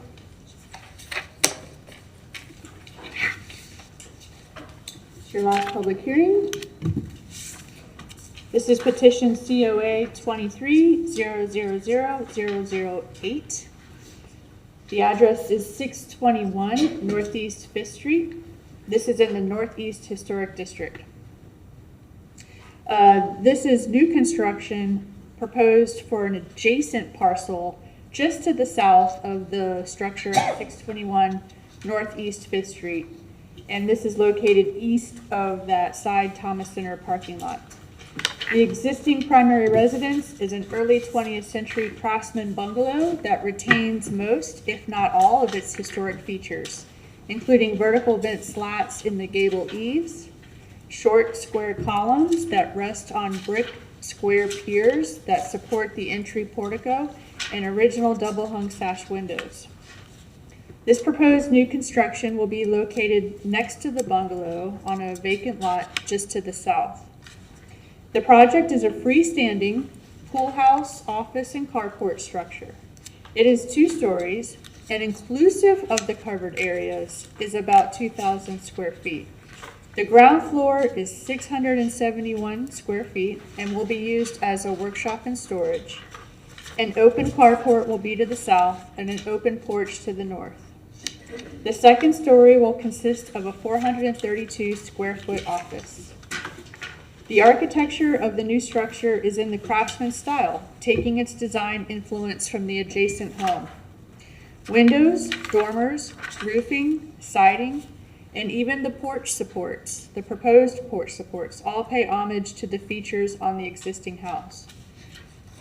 The zoning for this property is RSF3. The project does not require a variance from any of the required setbacks. So the applicable standards for new construction is part of our guidelines, and there are 12 criteria. Rhythm of the street. The block on which 621 Northeast 5th Street sits has a curve to one side of it because of Northeast Boulevard. So the majority of the homes in this district do not sit up close to the street or on this block, with the exception of 2 buildings on Northeast 5th Street. This new building will sit towards the back of the lot, as it will serve as a new pool house and carport for the existing home. Even though not an actual residence, this new construction does serve to fill in a gap in the street's rhythm, which is preferable to a vacant lot. Setbacks. Unlike, different from Pleasant Street, the Northeast Historic District has much more consistent front setbacks than some of the other historic districts. For the most part, buildings in this district do not fall outside current setback requirements. The zoning is RSF3, which has a 20-foot front setback, 7.5-foot side setback, and a 15-foot rear setback. This project is not requesting any variances. Height. In the Northeast Historic District, there is a mix of 1- and 2-story buildings. The proposed new structure is 2 stories and is set towards the back of the house. Now, even though the house that it is serving is a 1-story building, all the other buildings on this block or behind this proposed structure are 2 stories. And in the photographs, I provided you some context photos so you could see what is right behind this lot. Roof forms. The Northeast District has a vast mix of architectural styles and forms. The double gable roof with dormers, typical for the bungalow style, is consistent with other roof forms found in the district. Rhythm of entrances and porches. Porches are strongly encouraged and should have sufficient size to accommodate outdoor furniture and easy accessibility. This proposed structure has both a carport and a porch, though neither of these are really intended to be visible from the street. Walls of continuity. There are no additional walls or fences proposed. There is additional landscaping and paver walkways to be added, as well as a concrete ribbon driveway. And you have a landscape plan on the as part of your packet. As this building serves as an auxiliary structure to the main house, the need to serve as a contiguous part of the buildings along the street is diminished. Next criteria is scale of building. Large amounts of this building are dedicated to open space through the use of a carport and a patio. The largest scale building supports the use of the double gable roof with portico. And I might add that the roof also has a dormer feature. So it's kind of a complicated roofing system, but it is a big area it's covering. So it's a good scale. Directional expression. This proposed project aligns the pool house and workshop with the back half of the existing residence. The directional expression is still consistent with the block because several of the houses do not directly align with each other. The next criteria is proportion of the front facade. The height to width ratio simply establishes a pattern of proportions that follow from building to building, despite the differences in height and style. Similar to directional expression, there are a variety of proportional relationships in this historic district. The height of this building is balanced by the width of the additional covered areas, including the porch and carport. Proportion of openings. On the primary west facade, the windows and doors, which are reflective of a traditional bungalow design, are in proportion with the height and width of the available wall space. The building will be set far back into the lot and will not be readily visible from the street. Rhythms of solids to voids. The pattern and overall composition of the openings on the main facade are compatible with the adjacent historic buildings. And finally, details and materials. This proposed project, is utilizing wood for the exterior fabric, doors, windows, shingles for the roof, and wood trim that matches the existing house. The pillars and porch supports are being designed to match the historic entrance portico pillars. The Secretary of the Interior standards for rehabilitation are federal guidelines. The one that mostly deals with new construction is Standard 9. New additions, exterior alterations, or related new construction shall not destroy historic materials, and new work shall be differentiated from the old, but shall be compatible. The proposed new construction is not going to be destroying any historic materials. Based on the location of this particular parcel in the historic district, it will be compatible with the massing, size, scale, and architectural features of the surrounding environment. New work is differentiated from the old through the use of more modern elements, such as the glass doors on the north elevation. The larger size of integrated carport and porch are not typical of the historic building tradition for bungalows, so can easily be interpreted as newer construction. Staff's evaluation is that the proposed project complies with the guidelines for new construction and complies with the required setbacks. Staff's recommendation is that the application COA 23-000-005 be approved. Okay. Mr. Kaplan. Yes, ladies and gentlemen, do we not have the overhead projector tonight? Apparently not. Oh, look at that. There we do.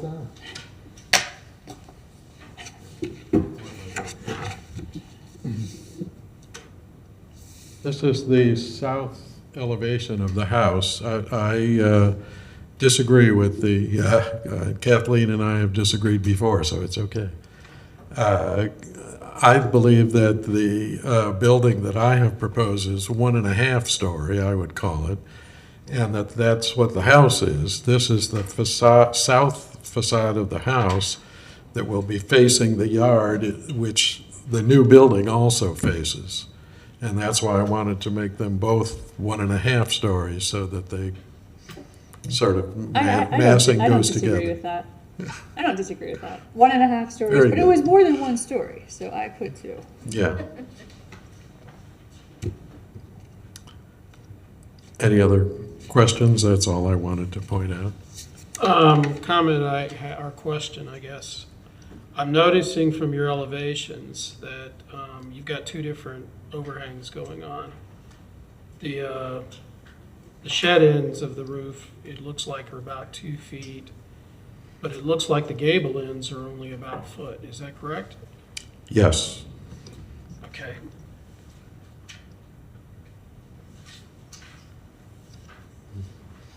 One of the reason I bring it up is because the original house has fairly deep overhangs all the way around, particularly on the gable ends. I was just wondering what your thoughts were about reducing the gable ends. You are correct, and I will extend those to match I think so it'd that be- all 4 sides are the same. Yeah, I'm not saying you need to put brackets like the house has in certain spaces, certain places. But I am thinking you've got 1.5 or 2 story, whatever, walls that really could use that protection on the gable ends. 'Cause- Okay. Yeah, the existing house seems to have that all the way around. Yeah.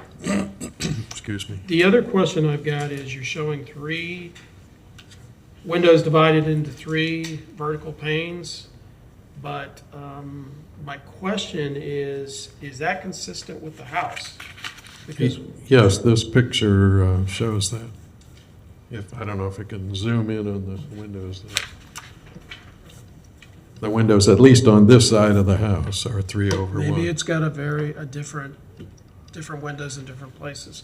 Because when they did the kitchen addition, it's got a different window that's got a little set of lights across the top. Yeah, let me see that.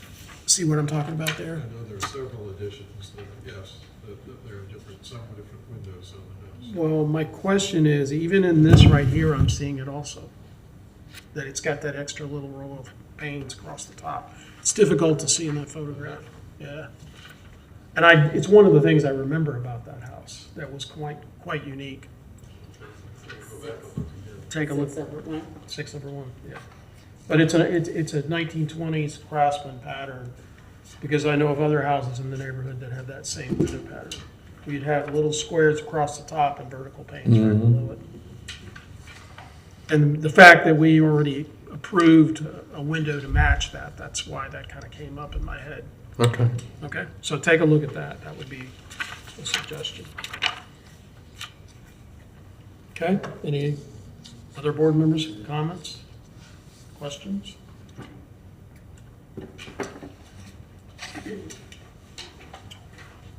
Maybe it says this, but the pillars themselves, are they made out of wood, or I believe they're brick, is that? is that brick I'm looking at? Yeah, it's looks like they're consistent with the front of the house.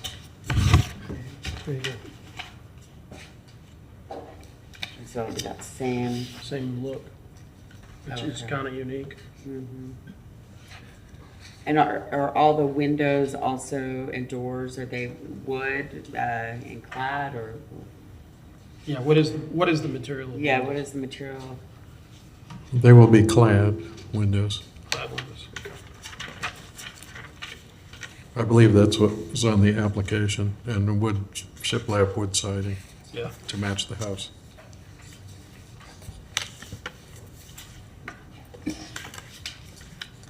Okay. No, that'll be a nice backyard building. Yeah, Oasis. open house invitation. Pool party? All right, thank you. Any comments from the audience? Any further board comments? Somebody like to venture a motion? Make a motion to approve petition COA 23-000-008. Second. Okay, all those in favor of the motion as stated? Aye. Opposed? We're good.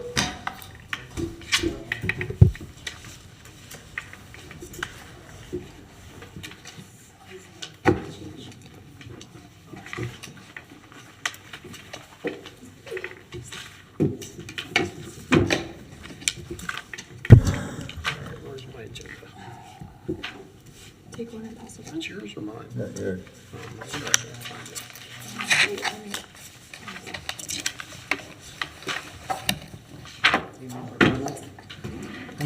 Member comments? I'm looking for my agenda. That's my Board, comment. board business is next. All right, that brings us to board business. So, I have. Yes? Mr. Chair, I am passing down to you, take one and pass it down. Your last year's Historic Preservation Board attendance, which is part of the submittal to the CLG annual review. Moving from here on out, if you have to miss a meeting, please, please, please let me know in advance, either preferably by email in writing, because if you email me in advance, I can make that an excused absence. I don't need Because our clerk's office is starting to crack down on board attendance, and there are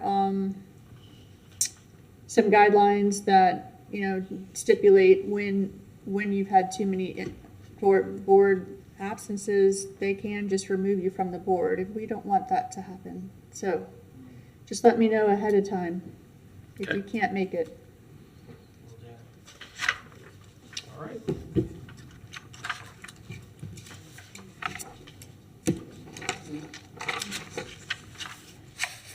All right, next item up would be member comments. Anyone? Yes. So it has been brought to my attention by a concerned citizen that a certain city department is possibly tearing down a historic building that is within our Parks and Recreation Department, and I would request, if it's possible for our board here, could we please have a request on the plans that are being made to the Waterworks building at the nature park down on 15th Street? I'm forgetting the name. Bulwer Springs. Yes, yes. It has been brought to my attention. What's up? Can I Yes. let you know? No, it's not being torn down. It's being restored.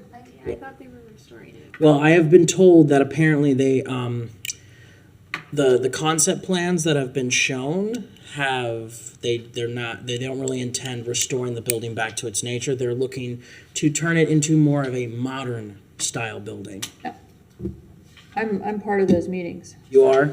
Have you seen anything like that, Ms. Kaufman? No, or- absolutely not. Okay, I was just, The plans are to restore it. okay, And they may even be going for a special category grant for that project. really? Good to know. Question for you, and And the plans are available online. That was a public workshop that they had done. okay, that's what I was gonna ask, is like, where can we find the plans next? Yeah, I don't know exactly where, but I know it was a public workshop where they were trying to get outside public comment, and they were taking comments about like how did people want to use the park and that sort of thing. So I don't know where those results are living right now, but Okay. I know it's got to be available somewhere. Okay, yeah, because like I was also told that they're talking about using the building for sports, and I just don't think that would really fit the use of the building. And I want to make sure that like our staff, that we have at least an ear, or we're at least an earshot away from this, because that building's on the National Registry, and it's also, if I'm correct, it has a national designation for like a waterworks building, which granted doesn't provide any protection, but still it needs to be addressed. So that's the comment I have, Mr. Chair. I'm very sorry. Okay, thank you. I have one request, not pertaining to that. Pertaining to the city, I believe it was maybe 2 years ago now, started a pilot program to bring people back to their historic neighborhoods. It was grants to purchase or restore or remodel a home if they could prove that they had been in the neighborhood or had family. I'd like an update on that to see, just to know how many families it's helped, if it's working, if it will continue, because I haven't really heard a lot about that recently. Just if that's something you could find out for us. Okay, good comment. Yes, Bill? What's the status of Thelma Bolton at this point?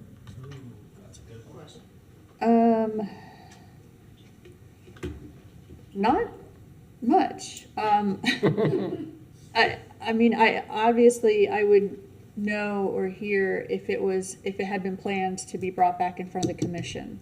So the last, as you know, the last that happened is Parks came here for a COA for full demolition.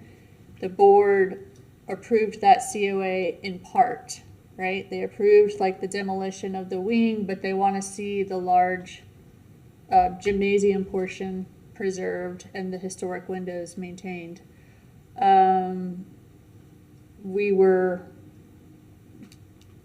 getting together individually with commissioners to answer any questions they had about that preservation board, because I don't know that they watched that meeting, but to answer any questions they had. We have not yet met even half of them yet. So I thought that it was supposed to come back to the commission in March, but I have not heard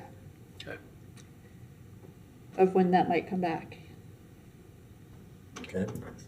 Yeah, I would like to make that kind of a agenda item Okay. for an update, because Have Parks come give you an update? part of our regular update on one thing and another, I'm concerned that one Friday night they might start demolition. No, I'd like to be kept abreast of any development or the fact that there hasn't been any. That's reasonable. And Parks had been willing and able to come speak to you almost every month there for a little while, so it would be good to hear from them again. Yeah, Parks seems to be on the preservation side. It's wild spaces that seems to be desperate to tear it down. Okay. What is the process for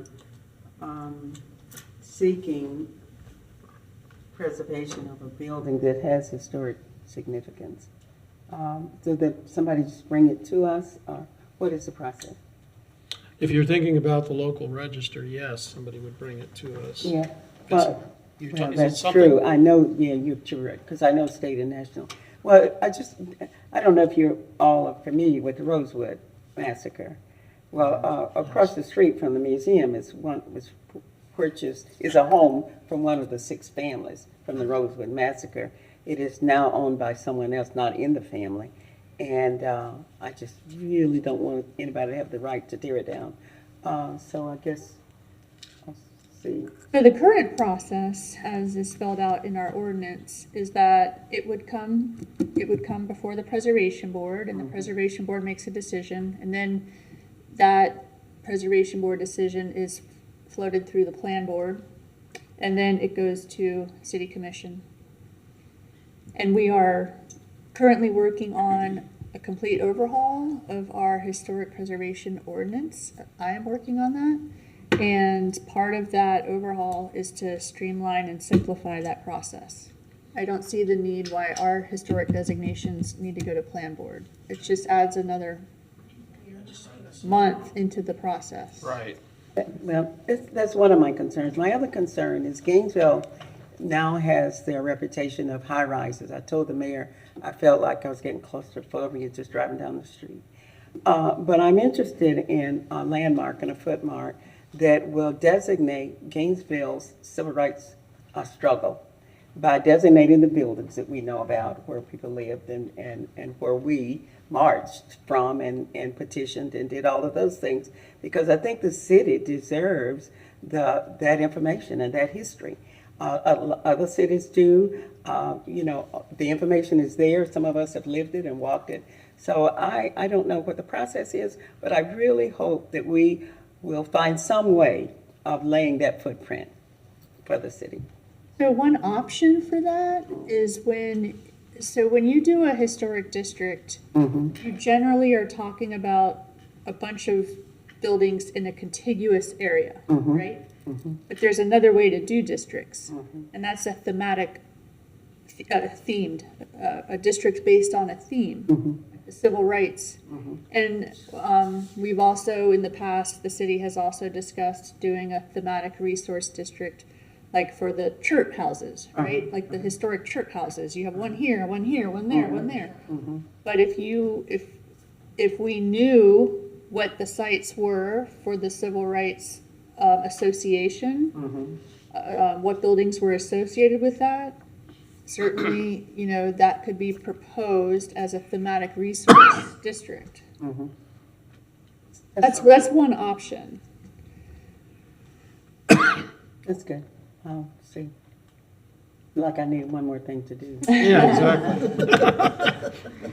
But I would certainly, be able to help you with like putting together any kind of documentation or application that would come in front of this board. Yeah, and we could start somewhere with it. As soon as I get another minute on the board, I'm going to work on that. There you go. Thank you. Okay, anybody else? Okay. Next meeting?